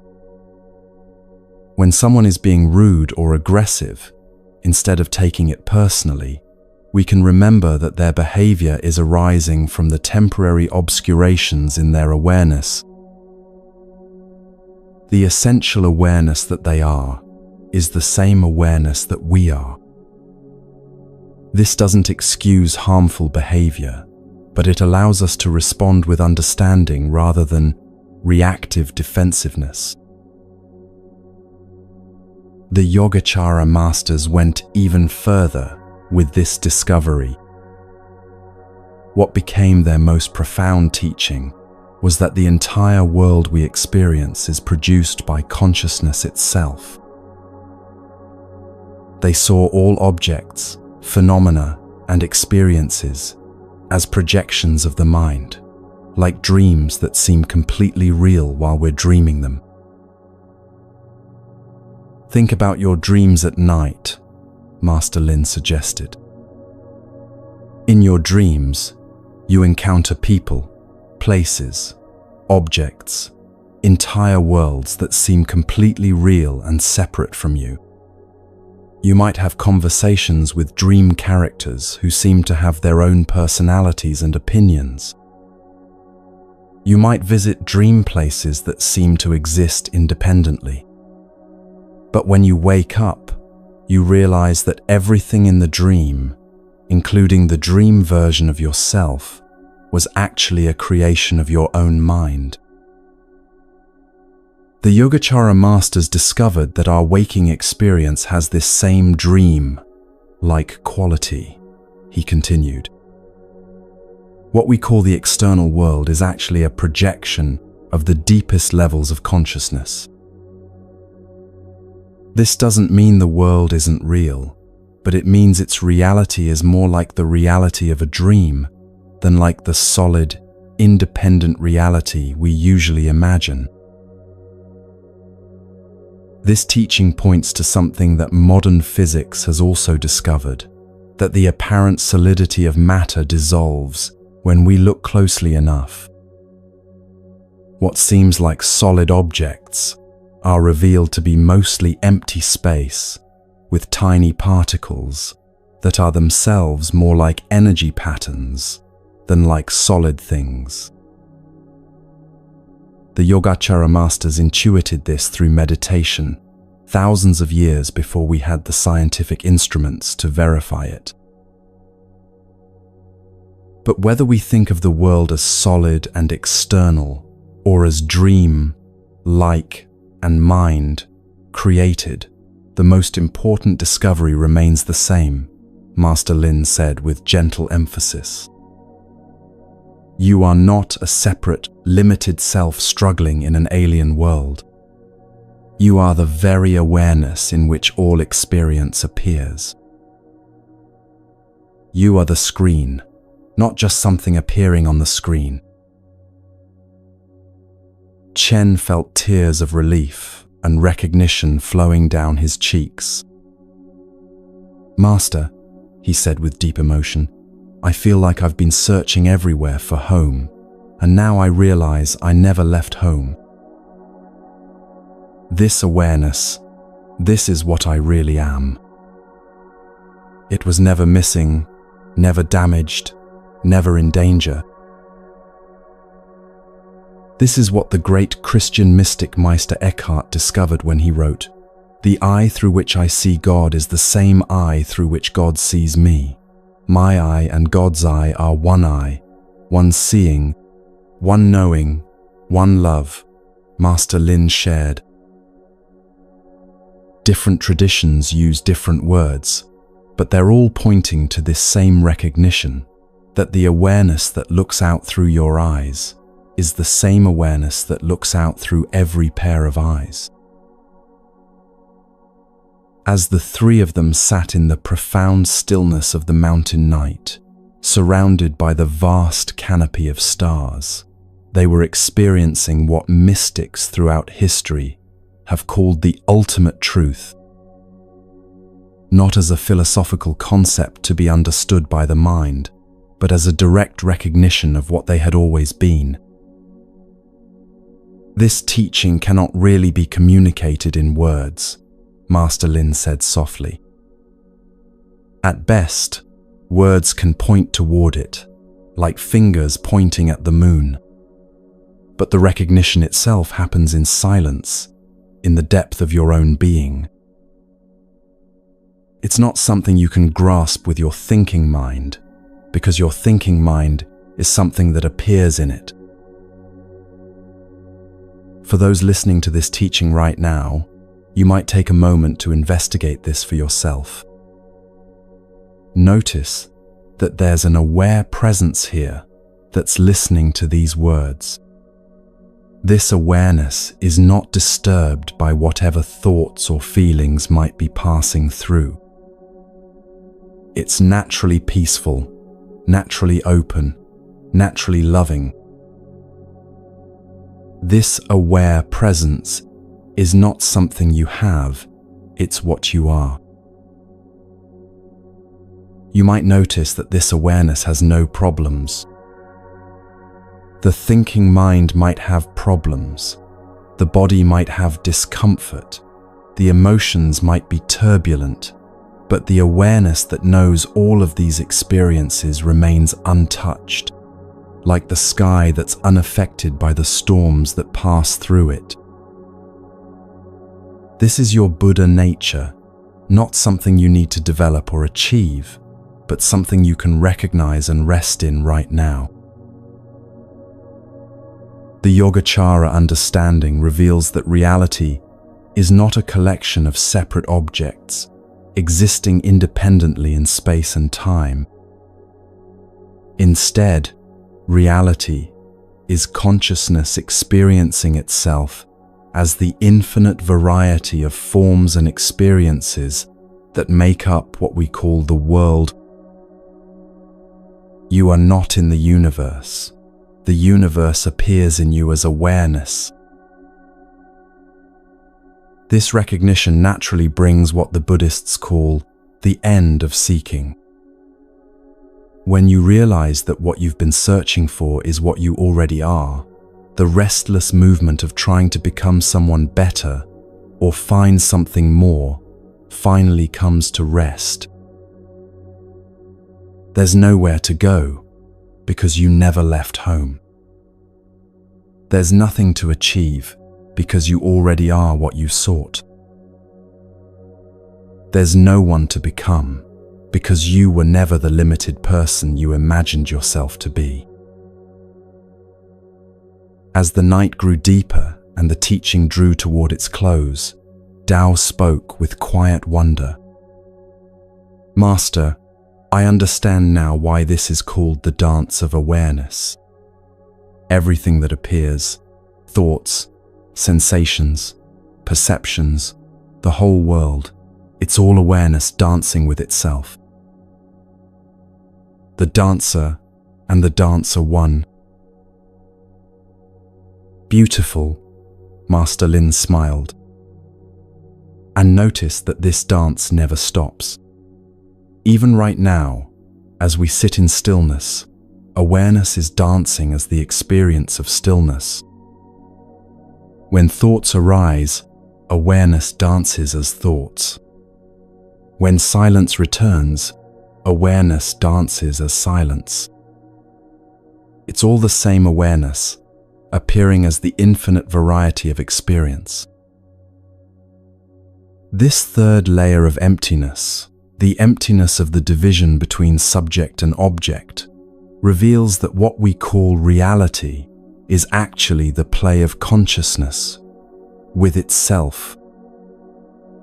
Like an actor who has become so absorbed in their role that they've forgotten their acting, consciousness has become so identified with the experiences it creates that it believes itself to be limited and separate. But through teachings like this, and through direct investigation, consciousness can remember its true nature. For you who are listening now, this recognition might dawn gradually, like the slow lightening of the sky before sunrise. Or it might come as a sudden flash of understanding, like lightning illuminating the landscape. However it comes, it brings with it a profound peace and a natural compassion for all beings who are also expressions of this same aware presence. The stress and anxiety that might have brought you to this teaching begin to lose their grip when you realize that they're temporary weather patterns in the vast sky of your true nature. They're real experiences, but they don't define or limit who you really are.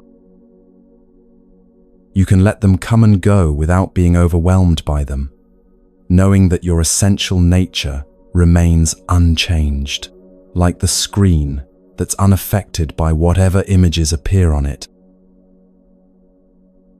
As the three monks sat together under the infinite canopy of stars, they were no longer three separate individuals sharing insights.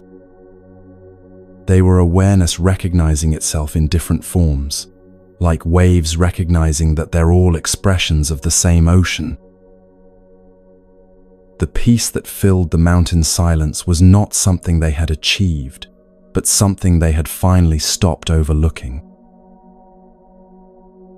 But even this profound recognition of our true nature as undivided awareness leads to yet another question, one that takes us to the very heart of what it means to be awake in this mysterious existence.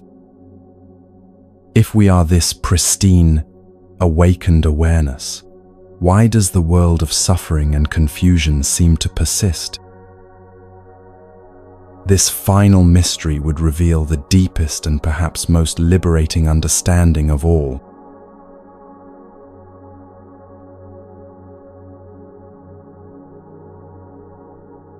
As the weeks passed, following their profound recognition of the dance of awareness, something unexpected began to emerge in the daily life of the monastery.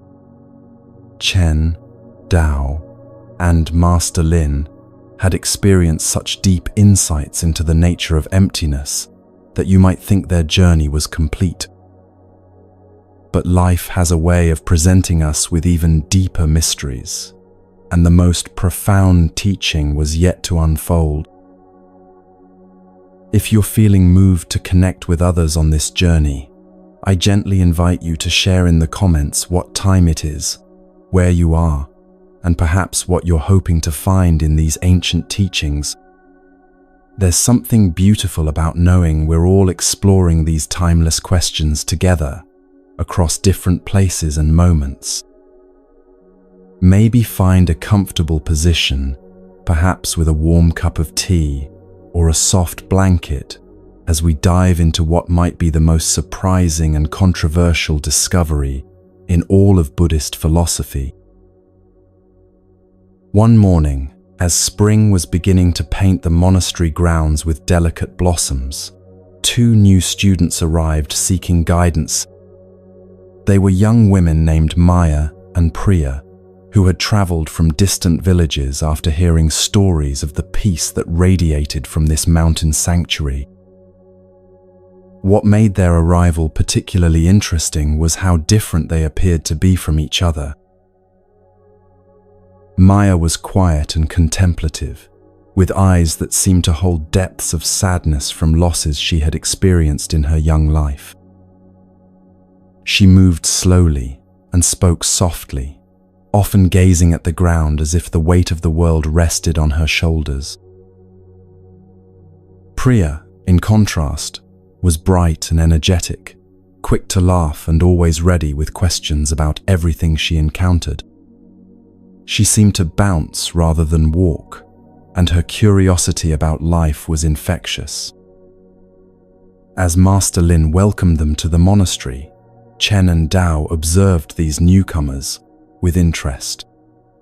Here were two people who seemed as different as night and day, yet both were seeking the same thing: freedom from suffering and a deeper understanding of life's meaning. Over the following days, as Maya and Priya settled into the rhythm of monastery life, something curious began to happen. During the evening teachings, Master Lin would often ask them simple questions about their experience, and their answers revealed something that surprised everyone. "Maya," Master Lin said one evening as they all sat together in the garden, "when you feel sad about the losses you've experienced, what is it that knows this sadness?" Maya considered this question carefully, her brow furrowed in concentration. "There's something in me that's aware of the sadness," she said slowly. "It's like there's a part of me that can step back and observe even the deepest pain. This observing part doesn't seem to be touched by the sadness, even though it knows the sadness completely." "And Priya," Master Lin continued, "when you feel joy and excitement about life, what is it that knows this joy?" Priya's face lit up with her characteristic enthusiasm. "Oh, it's the same thing," she exclaimed. "There's this awareness in me that knows when I'm happy, but it's not excited in the same way my mind gets excited. It's more like a calm presence that can hold any feeling without being overwhelmed by it." Chen and Dao exchanged glances, sensing that their teacher was guiding these new students toward the same recognition they had discovered about the nature of awareness. But what happened next surprised them all. "Now," Master Lin said with a gentle smile, "I want you both to look more closely at this aware presence that knows your experiences. Maya, what are the qualities of this awareness that knows your sadness?" Maya closed her eyes and turned her attention inward. After a few moments, she spoke with wonder in her voice. "It's completely peaceful," she said.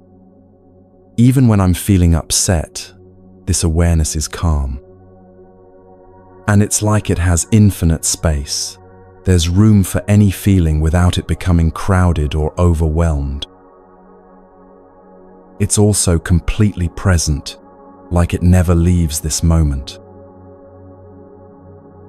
"Priya," Master Lin continued, "what are the qualities of this awareness that knows your joy well?" Priya too closed her eyes and investigated. Her response came with characteristic immediacy. "It's the same," she said with amazement. "Peaceful, spacious, and completely here and now. But there's something else too. It feels completely loving, not in an emotional way, but in a way that naturally embraces everything." What was unfolding was a direct discovery of what Buddhist philosophy calls Tathāgatagarbha, often translated as Buddha nature.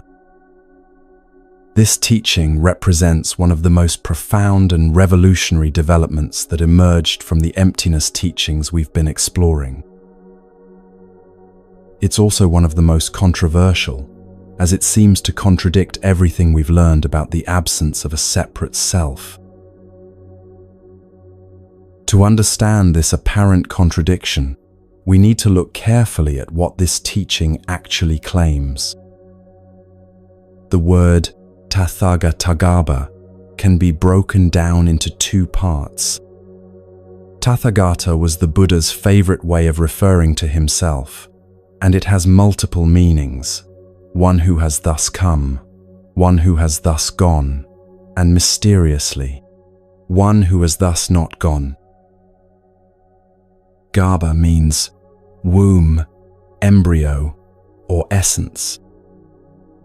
So Tathagata Garbha literally means Buddha womb or Buddha essence. The revolutionary claim of this teaching is that ultimate reality, the awareness we discovered in our previous exploration, actually possesses the enlightened qualities of the Buddha himself. Not just any self, but what the tradition calls the capital S, self of the fully awakened Tathagata. Master Lin helped the 4 students understand this through a simple but profound investigation. "I want all of you to consider this question," he said, as the evening shadows lengthened around them. "What is the difference between Maya and Priya?" This seemed like an easy question at first. Chen spoke up immediately. "Well, Maya tends to be quiet and reflective, while Priya is outgoing and energetic. Maya has experienced significant losses, while Priya seems to have had a more joyful life. Their personalities are completely different." "Yes," Master Lin nodded. "These are all differences in what we might call the content of their experience. Different thoughts, different emotions, different histories, different ways of responding to life. But what about the awareness in which all these different experiences appear?" Dao was beginning to see where this was leading. "You mean the screen on which their different life stories are playing?" "Exactly," Master Lin smiled. "Let's investigate this together. Maya's sadness appears in her awareness. Priya's joy appears in her awareness. But what about the awareness itself? Are there 2 different kinds of awareness, or is it the same awareness expressing itself through different personalities?" This question opened the door to one of the most profound recognitions that human consciousness can make. What these ancient masters discovered was that while the content of awareness varies infinitely from person to person and moment to moment, awareness itself has the same essential qualities regardless of whose awareness we're investigating. "Let's explore this systematically," Master Lin suggested. "First, we've already established that both Maya's and Priya's awareness is naturally luminous. It effortlessly illuminates whatever appears in it. Could Chen's awareness lack this luminous quality? No, because then it wouldn't be conscious awareness. Could Dao's awareness lack this quality? No, for the same reason. So luminosity is a universal quality of awareness itself." Maya nodded with recognition. "It's like every person has the same sun shining in their inner sky," she said softly. "The sun is the same, even though it illuminates different landscapes." "Second," Master Lin continued, "we discovered that awareness naturally lacks resistance and attachment. It receives all experiences equally and releases them naturally. Maya, does your awareness try to hold on to pleasant experiences or push away painful ones?" Maya considered this carefully. "No," she said with surprise. "My mind certainly does that, but the awareness that knows my mind's reactions doesn't seem to have those reactions itself. It's like it's naturally at peace with whatever appears." "Priya, is your awareness different in this regard?"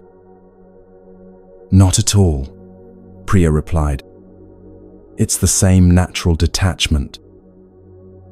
My personality might get excited or disappointed, but the awareness that knows these emotions is always calm and accepting. So this quality of natural detachment is also universal, Master Lin observed. Third, we found that awareness is naturally empty, spacious enough to hold any experience, because it is itself empty of any particular experience.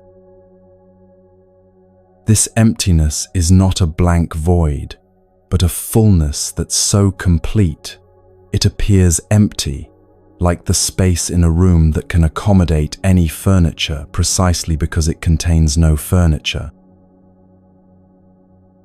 Chen was feeling a growing sense of amazement. Master, are you saying that this empty, aware space is the same in all of us? What do you think? Master Lin asked with a twinkle in his eye. Can you find any differences between the spacious awareness that you are and the spacious awareness that Tao is? As all 4 students investigated this question, they made a discovery that mystics throughout history have called the greatest secret of existence. When they looked for their individual awareness, they found the same awareness. When they tried to locate the boundaries between their consciousness and others' consciousness, they found no boundaries at all. Finally, Master Lin said, we discovered that awareness exists outside of time and space. Time and space appear in it, but it is never contained by them. It's always present, always here, always now, regardless of what story appears in it. Could any of our individual awarenesses be different in this regard? The answer was becoming obvious to everyone. As Priya said with wonder in her voice, we're all the same awareness, appearing as different people. This recognition is what the Tathagatagarbha teaching points to.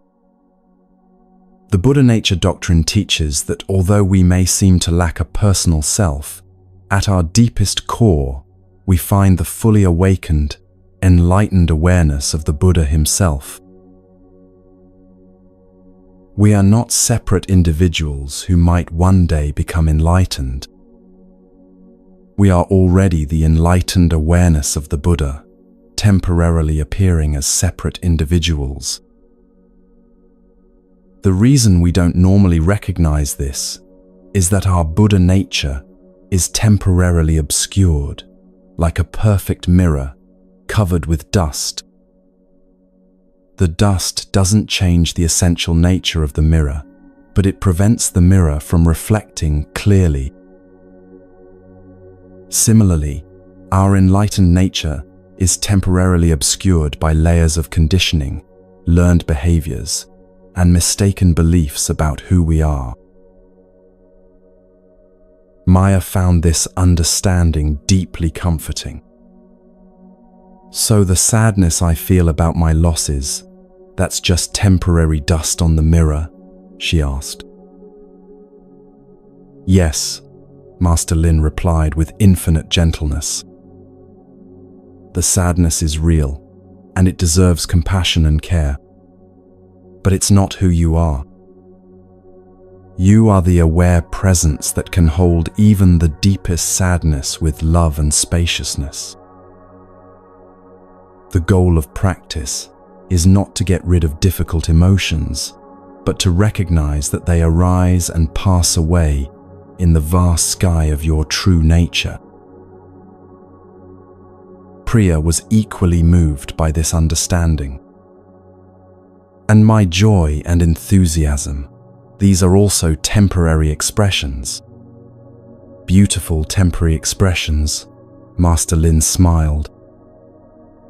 Like flowers blooming in the garden of awareness. Enjoy them fully, but don't mistake them for your essential nature. Your essential nature is the garden itself, the aware presence that can nurture any kind of flower that chooses to bloom there. This teaching had profound implications for how they understood everyone they encountered. As Master Lin explained, when you meet someone who seems difficult or unpleasant, remember that their essential nature is the same Buddha nature that you are. Their difficult behavior is like temporary clouds covering the sun. The sun itself, their fundamental awareness, is not different from your fundamental awareness. One of the most beautiful aspects of this teaching is how it naturally generates compassion. When you recognize that everyone shares the same essential nature, it becomes impossible to see others as fundamentally different or separate from yourself. Their pain becomes your pain because it's happening in the same awareness. Their joy becomes your joy for the same reason. But this teaching also raised important questions that had been debated in Buddhist circles for centuries. Some Buddhist scholars argued that the Tathagatagarbha doctrine contradicted the Buddha's original teaching about no self. If there's no self, how can there be a capital self? Wasn't this just smuggling back in the very thing the Buddha had taught us to see through? Chen voiced this concern one evening. "Master, I'm confused," he said honestly.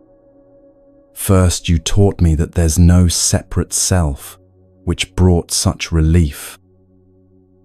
Now you're teaching about Buddha nature, which sounds like a special kind of self. How can both be true?" Master Lin's response revealed the subtle but crucial distinction that makes this teaching so profound. The self that the Buddha taught us to see through is the personal, separate, limited self that believes it's independent and in control. This self is indeed an illusion, a case of mistaken identity. But the self of Buddha nature is completely different. It's not personal, not separate, not limited. It's the universal awareness that appears as all beings.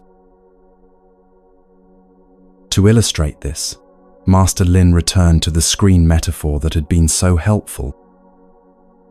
The Buddha warned us against believing that any particular video is the screen, or that the screen can be found within any particular video.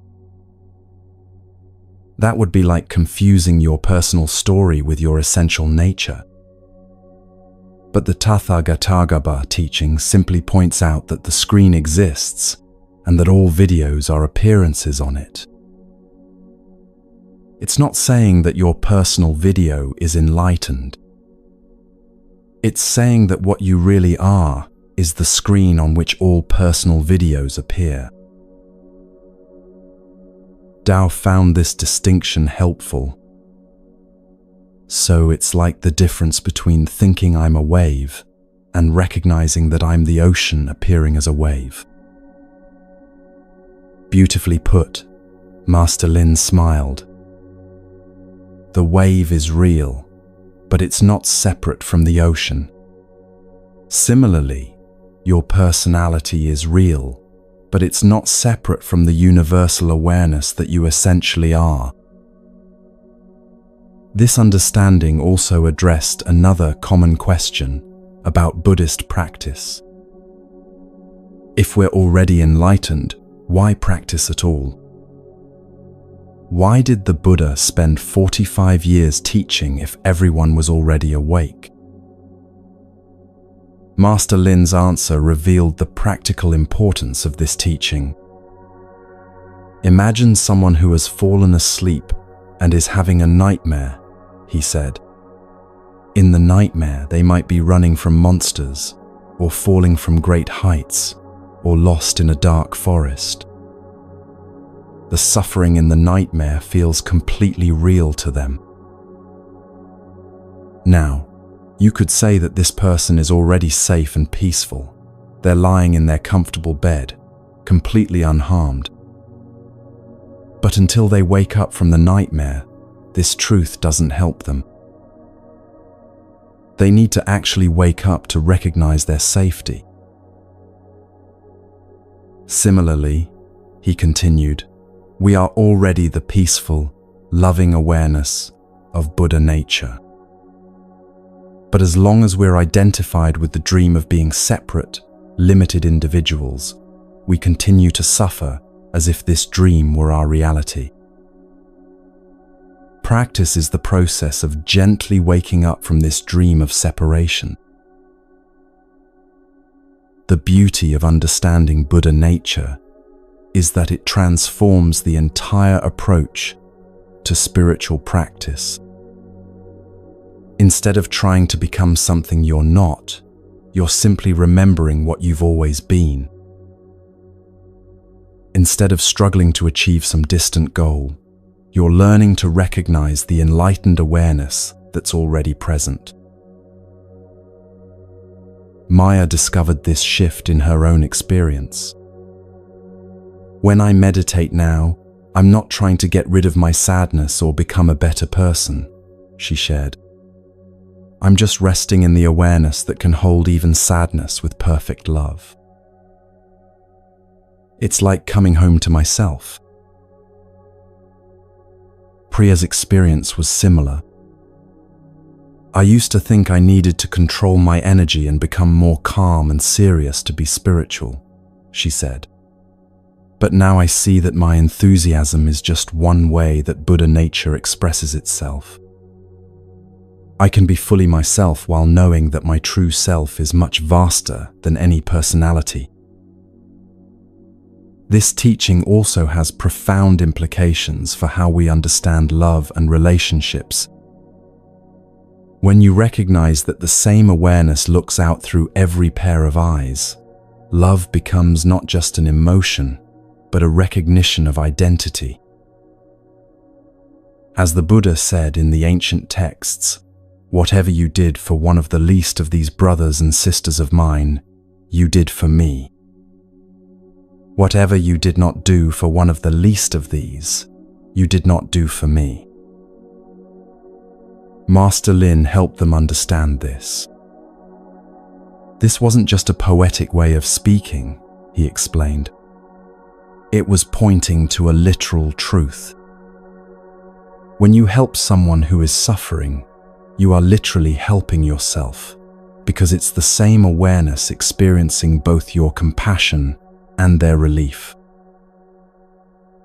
When you harm someone, you are literally harming yourself, because there's ultimately only one awareness appearing as many beings. This understanding naturally leads to what spiritual traditions call universal compassion. It's not based on feeling sorry for others or trying to be a good person. It's based on the recognition that others are not actually other in the deepest sense. Their well-being is your well-being because you share the same essential nature. As the months passed, all 4 students found that this recognition of Buddha nature was transforming their daily lives in practical ways. When someone was rude to them, instead of taking it personally, they could remember that the person's rudeness was arising from temporary confusion about their true nature. When they felt overwhelmed by their own emotions, they could rest in the awareness that remains peaceful, even in the midst of emotional storms. Chen found that his old tendency towards self-criticism had naturally dissolved. How can I criticize myself when I know that what I really am is this perfect, loving awareness? He said with amazement. I can still notice when my behavior needs adjustment, but there's no more of that harsh inner voice that used to torment me. Tao discovered that his compulsion to categorize and control everything had been replaced by a natural trust in the wisdom of the whole. When I remember that I'm not separate from life, but am life itself expressing as this individual perspective, I can relax and let life unfold naturally, he shared. Maya found that even her grief had been transformed. The sadness is still there when I think about my losses, she explained. But now it feels like the ocean grieving for one of its waves that has returned to its source. There's sadness, but also a deep peace knowing that nothing is ever really lost. Priya discovered that her natural joy had become even more radiant. When I know that my happiness is Buddha nature celebrating itself, it feels like the sun shining without any effort, she said with her characteristic brightness.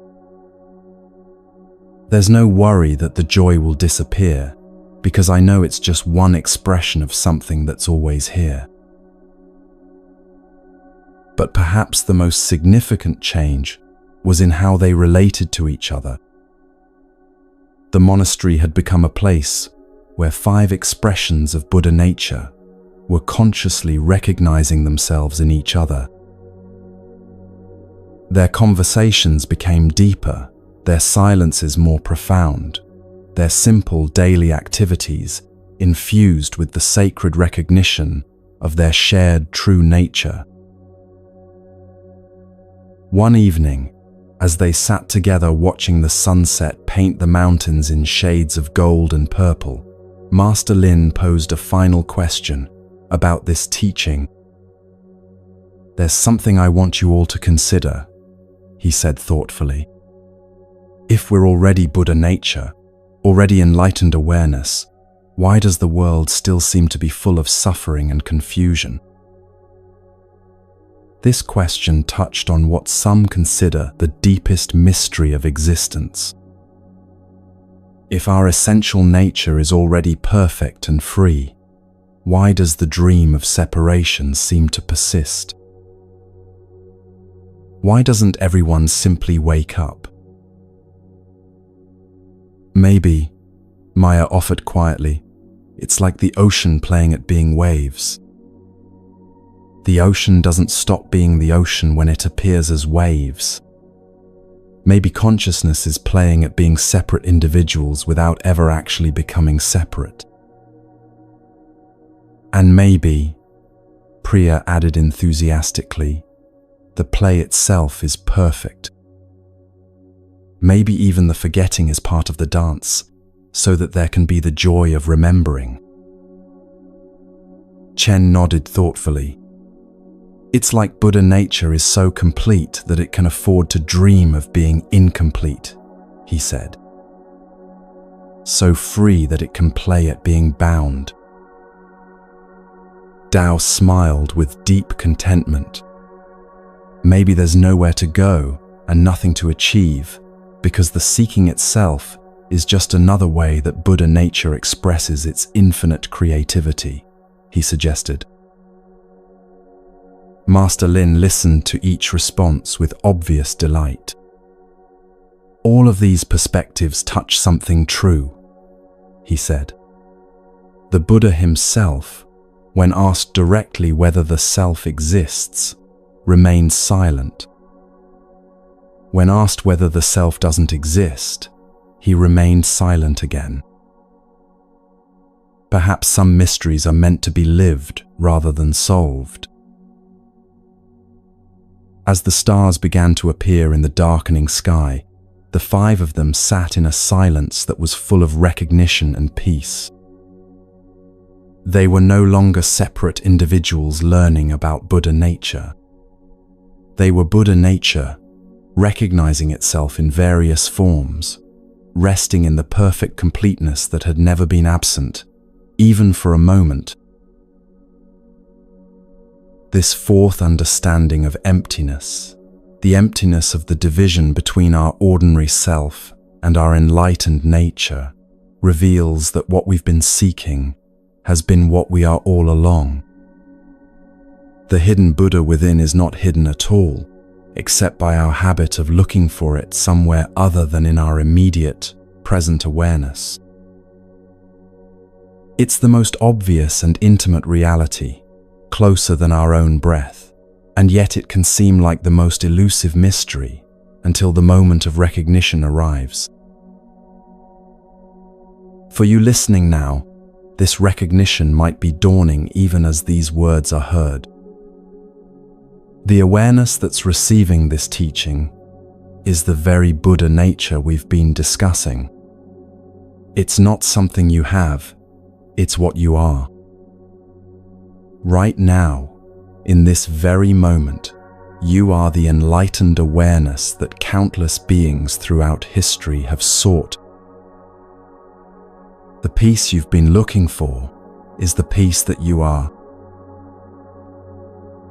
But even this profound recognition of our enlightened nature leads us to one final understanding about emptiness, one that challenges even our most sacred concepts and reveals the ultimate freedom that lies beyond all views and beliefs.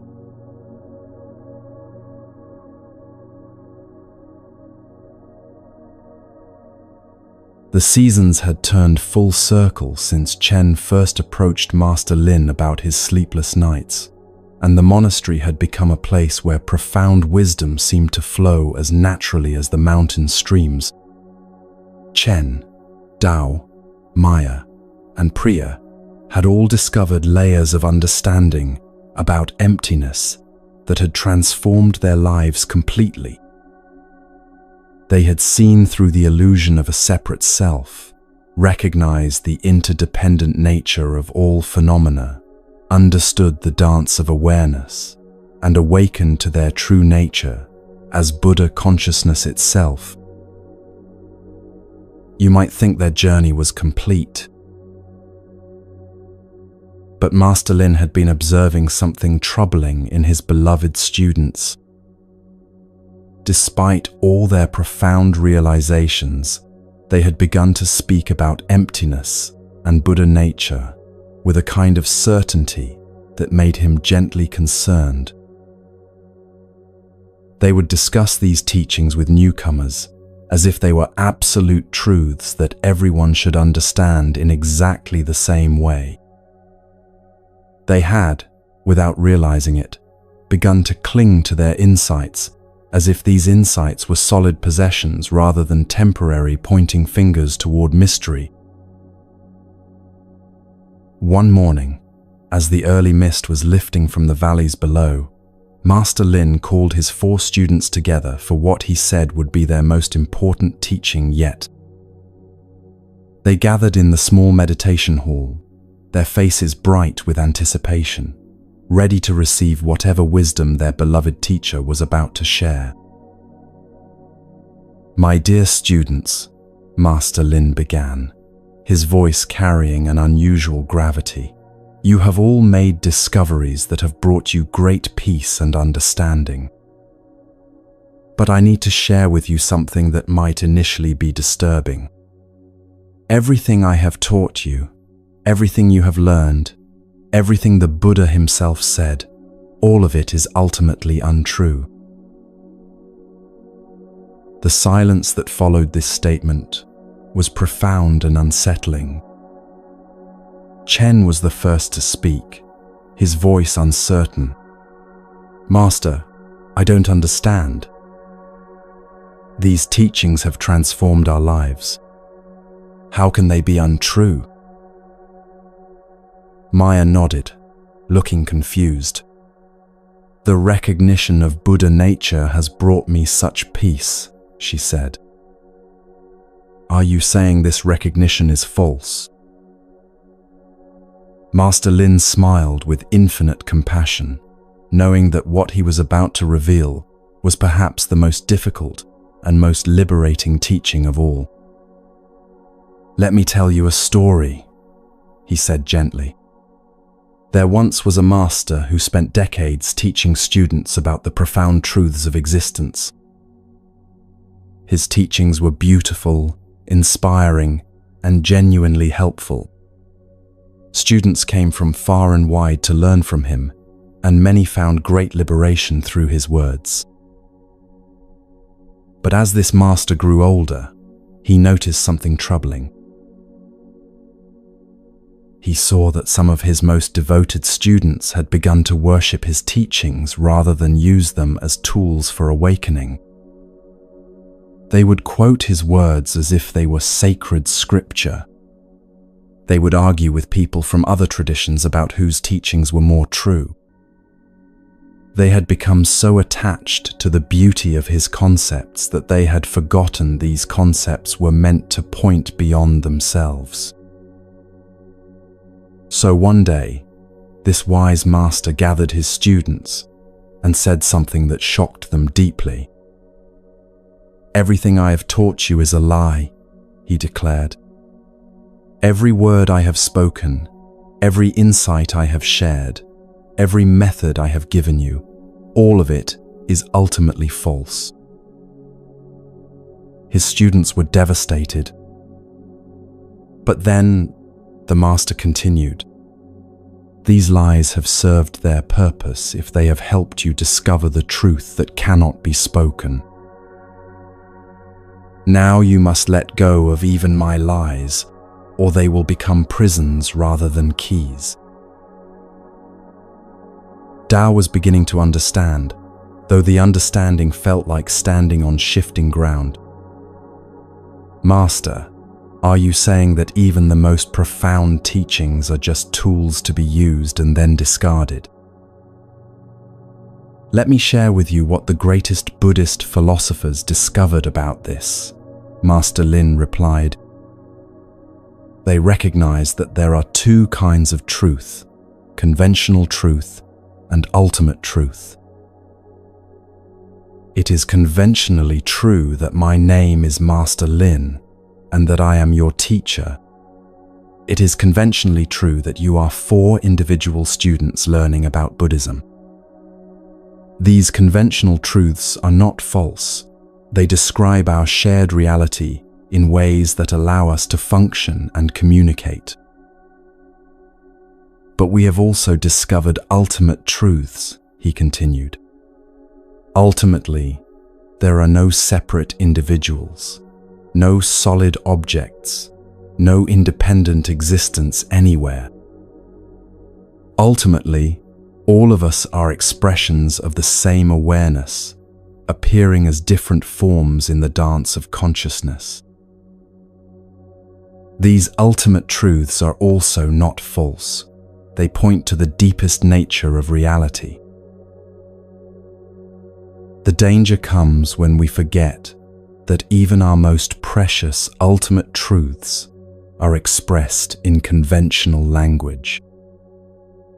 Language takes the infinite complexity and mystery of existence and squeezes it into words and concepts that the human mind can grasp. This is like trying to capture the ocean in a teacup. The teacup can hold some water from the ocean, and this water is genuinely ocean water. But the teacup is not the ocean. And if we mistake the teacup for the ocean, we limit our understanding rather than expand it." Priya was listening intently, her usual brightness tempered by the gravity of what was being revealed. "So, you're saying that even when we talk about emptiness or Buddha nature, we're still using concepts that can't fully capture the reality they point to?"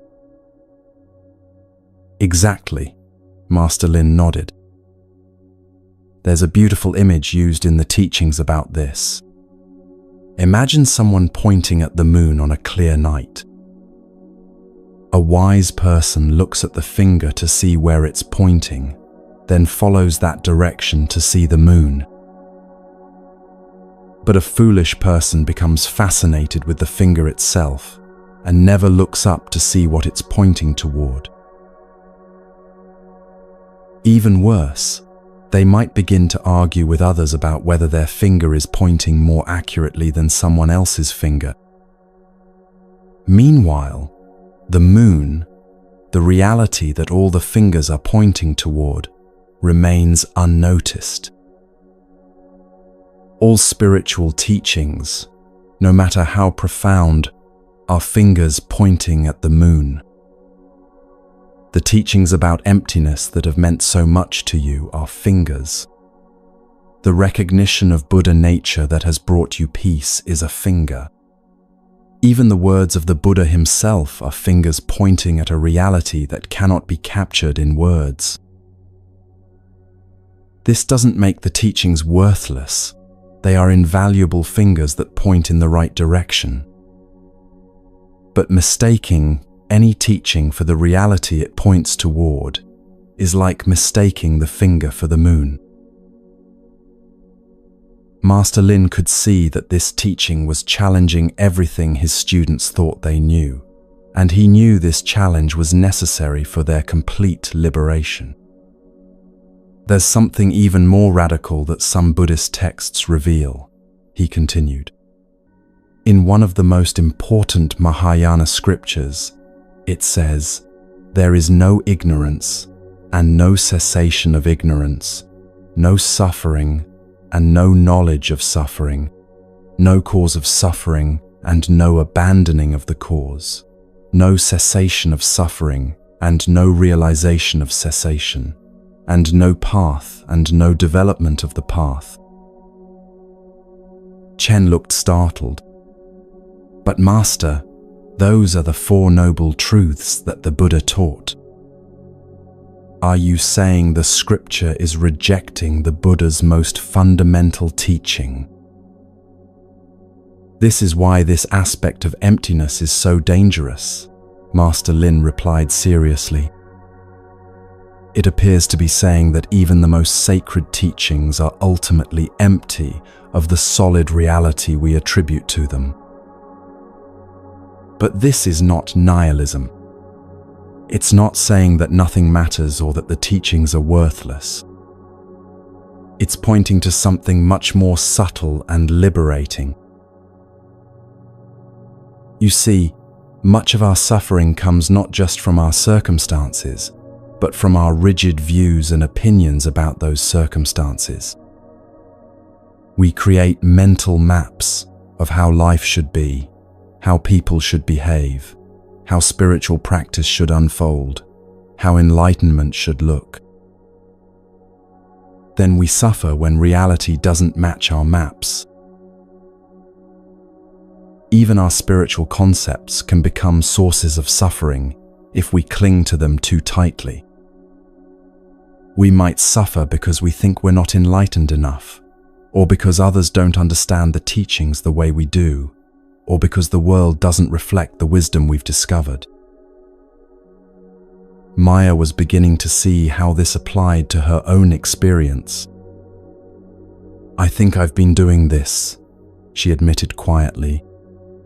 "I've been so attached to the idea that I've found peace through understanding Buddha nature that I get upset when I still feel sad sometimes. I've been judging my sadness as a sign that I don't really understand the teaching." "And I've been doing it too," Dao added. "I've become so convinced that interdependence is the ultimate truth that I get frustrated with people who still think in terms of separate objects. I've been trying to convert everyone to my understanding, instead of meeting them where they are. This is exactly why this final understanding of emptiness is so important," Master Lin said with deep appreciation for their honesty. "It's a safety measure, a reminder left by the greatest Buddhist teachers to take the Dharma seriously, really seriously, but not too seriously. To value all teachings, theories, models, and concepts, but not to value them more than we value life itself.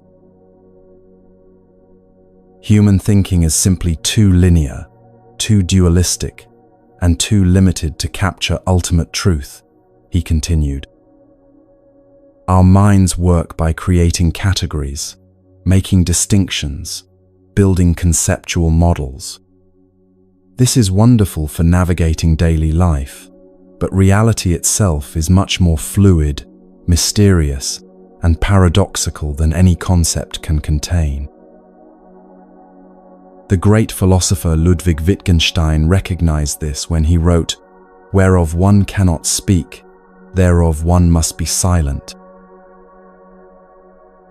Chen was feeling both unsettled and liberated by this teaching. "So, does this mean we should stop studying Buddhist philosophy altogether?" he asked.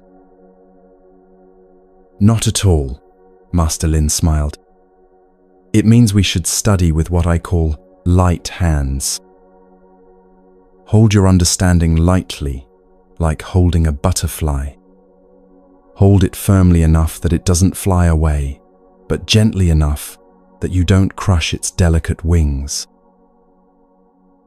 Use teachings as skillful means to point you toward truth, but remember that the truth they point toward is beyond all teachings. This understanding naturally brings humility," he continued. "When you know that your deepest insights are still just fingers pointing at the moon, you become curious about how the moon looks from other perspectives. You become interested in how other traditions, other teachers, other students point toward the same ineffable reality. Instead of defending your understanding, you become eager to learn how your understanding might be deepened or expanded." Priya was nodding enthusiastically.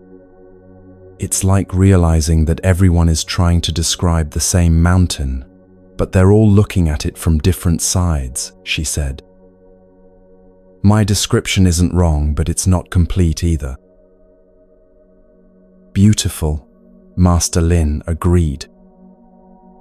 "And this understanding also brings tremendous freedom in how you relate to your own spiritual journey. You can engage fully with practices and teachings without the burden of having to get them exactly right. You can make mistakes, change your understanding, discover new perspectives, without feeling like you've somehow failed. You can be a sincere seeker without being a rigid fundamentalist. There's also a deeper freedom that comes from this understanding," Master Lin continued. "When you recognize that ultimate truth cannot be captured in concepts, you naturally become more present to what's actually happening, rather than to your ideas about what's happening.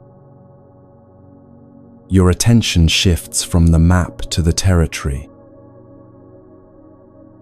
You become more interested in this moment's actual experience than in whether this moment matches your spiritual concepts. This is a profound form of liberation." Maya was feeling a lightness she hadn't experienced before.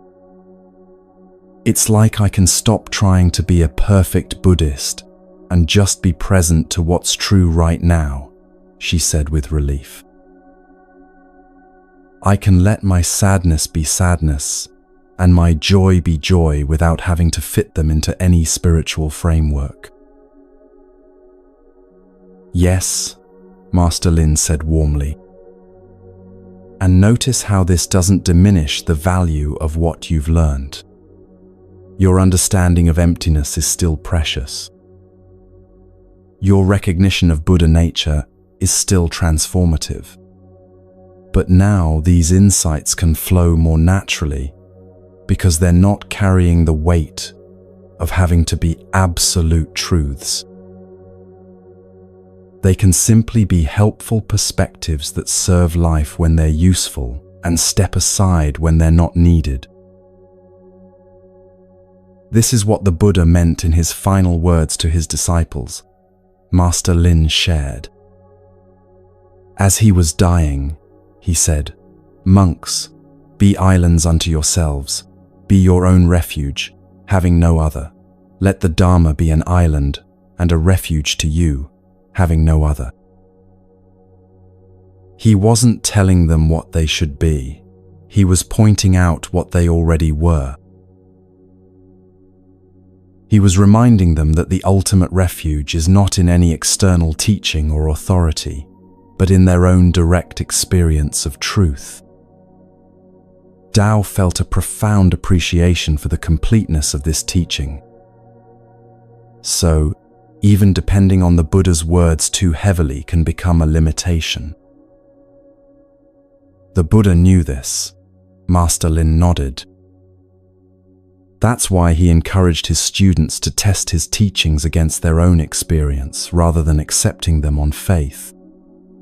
He knew that real truth has to be discovered personally, not inherited from someone else. The seeker of truth walks a path that ultimately only they can walk. You can have companions, teachers, guides, fellow travelers. But in the end, truth is discovered in the solitude of your own heart. This doesn't mean you should reject all guidance or teachings, he clarified. It means you should use them as supports for your own investigation, rather than as substitutes for it. Like using a ladder to climb to a rooftop. The ladder is invaluable for getting to the roof, but once you're there, you don't need to carry the ladder around with you. As the 4 students sat with this final teaching about emptiness, they felt something settling into place that completed their understanding.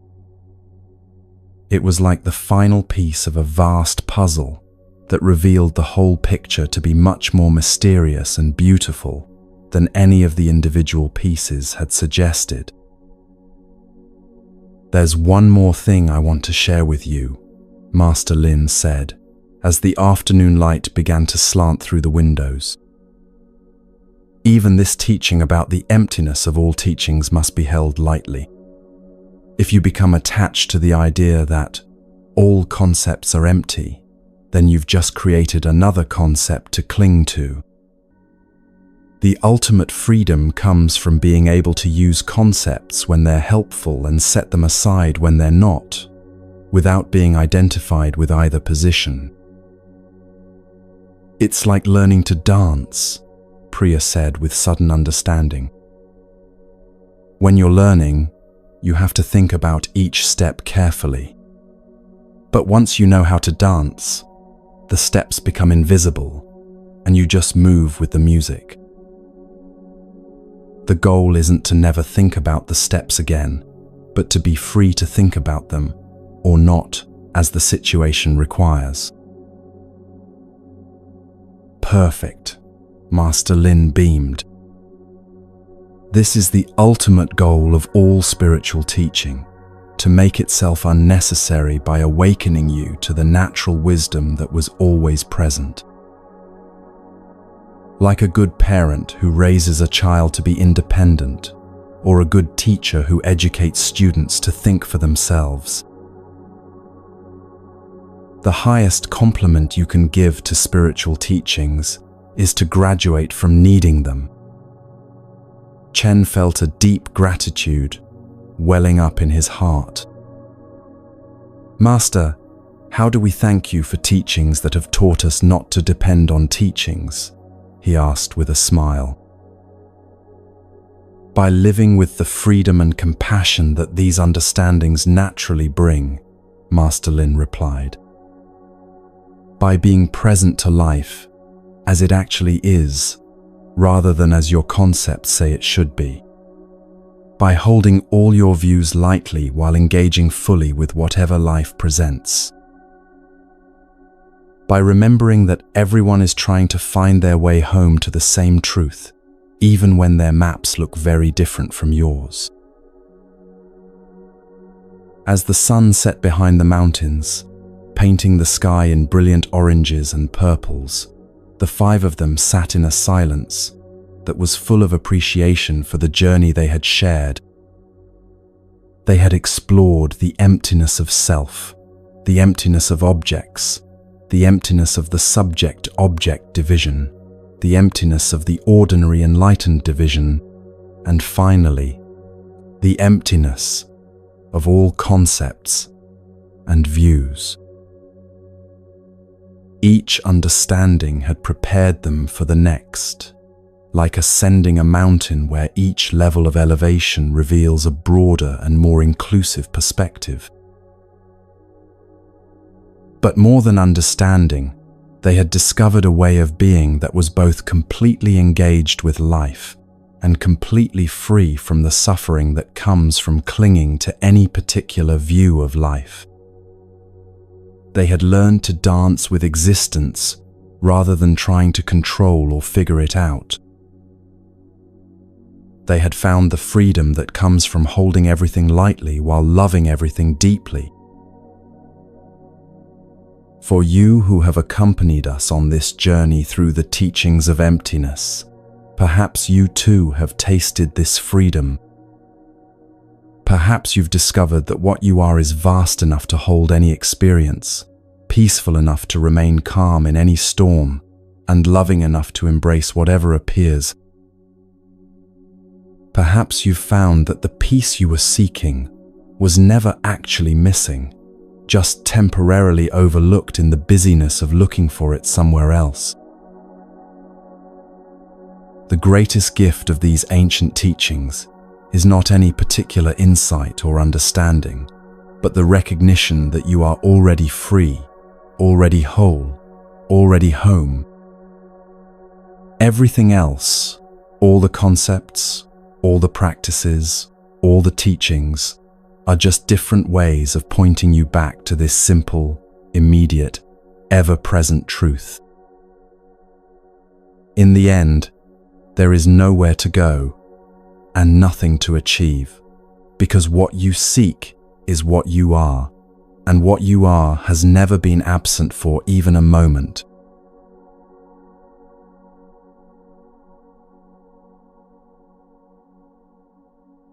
As the years flowed by like the gentle stream that wound through the monastery grounds, Chen, Dao, Maya and Priya had become teachers themselves, sharing what they had discovered with countless others who arrived seeking relief from the stress and confusion of modern life.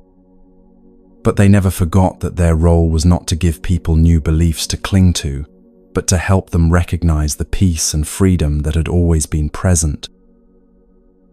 What they had learned to share was how all 5 understandings of emptiness work together, like instruments in a beautiful symphony. The recognition that there's no separate self naturally leads to seeing the interconnectedness of all things.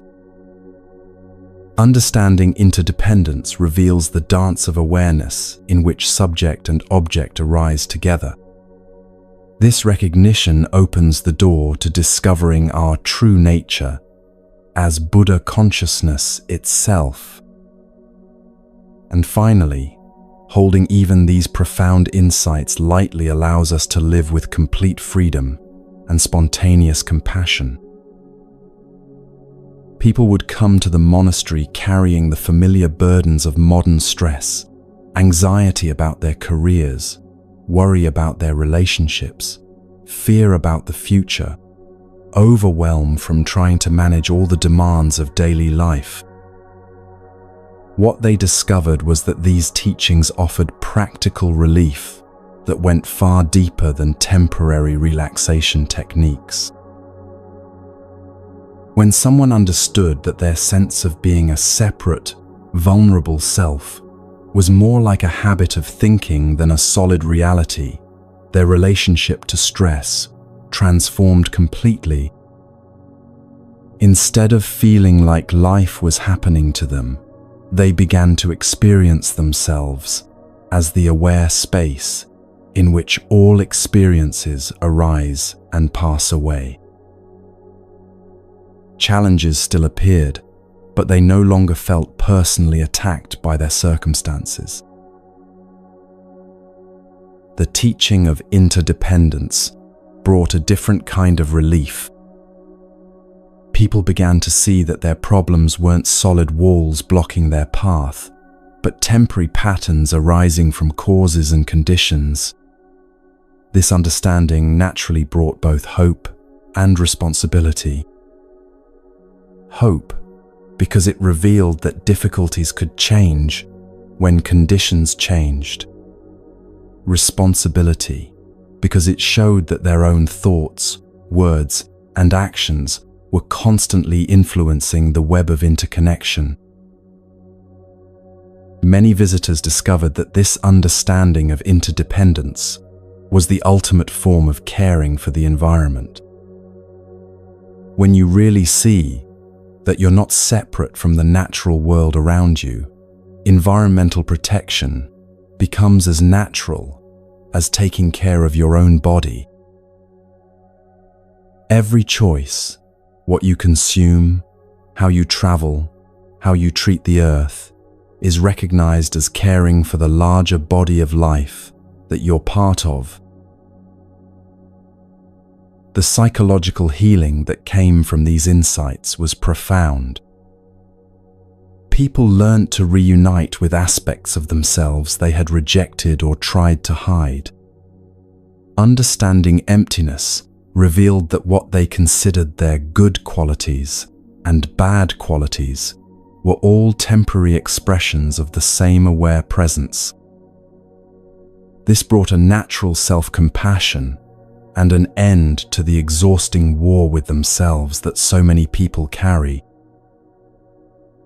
As one visitor expressed it, "I used to think I had to choose between my light and my shadow, but now I see they're both part of the same wholeness." It's like discovering that the mountain needs both its sunny slopes and its shaded valleys to be complete. The recognition of Buddha nature brought perhaps the most radical shift of all. People stopped trying to become someone better and started recognizing the perfection of what they already were. This didn't make them passive or complacent. Instead, it freed them to respond to life from a place of natural wisdom rather than from the desperate struggle of an imaginary separate self. Parents found they could love their children without trying to control their children's lives. Partners learned to support each other's growth without demanding that their partner fulfill all their emotional needs. Workers discovered they could engage fully with their jobs without deriving their sense of worth from their professional success. The final understanding that even the most profound teachings are just fingers pointing at the moon brought a lightness and humor that made spiritual life joyful rather than heavy. People learned to hold their insights with appreciation, but not attachment. They could engage in deep spiritual practice without the burden of having to achieve some perfect state. They could make mistakes, change their understanding, and discover new perspectives without feeling like they had somehow failed on their spiritual path. Perhaps most importantly, these understandings naturally generated compassion. When you recognize that everyone shares the same essential nature, despite their different personalities and life stories, how could you not feel connected to all beings? Their suffering becomes your suffering because it's happening in the same universal awareness. Their joy becomes your joy for the same reason. This compassion wasn't sentimental or overwhelming. It was practical and sustainable. People found they could respond to others' difficulties with genuine care without getting lost in emotional drama. They could offer help when it was appropriate and step back when their help wasn't needed, all without taking anything personally. The monastery had become a place where ancient wisdom and modern life met seamlessly. Visitors would arrive stressed and fragmented and leave with a deep sense of coming home to themselves. They carried these insights back into their busy lives, finding that rush hour traffic could become a meditation that difficult conversations could become opportunities for practicing compassion, and that even their failures could be embraced as part of the perfect unfolding of life. The teachings of emptiness had revealed what the Buddha had pointed to so long ago, that freedom from suffering is not something we achieve, but something we recognize. It's not a distant goal, but our natural state, temporarily obscured by misunderstanding. And in recognizing this freedom, we discover that what we've been seeking through all our spiritual search has been seeking us all along, drawing us gently home to the peace that was never actually missing,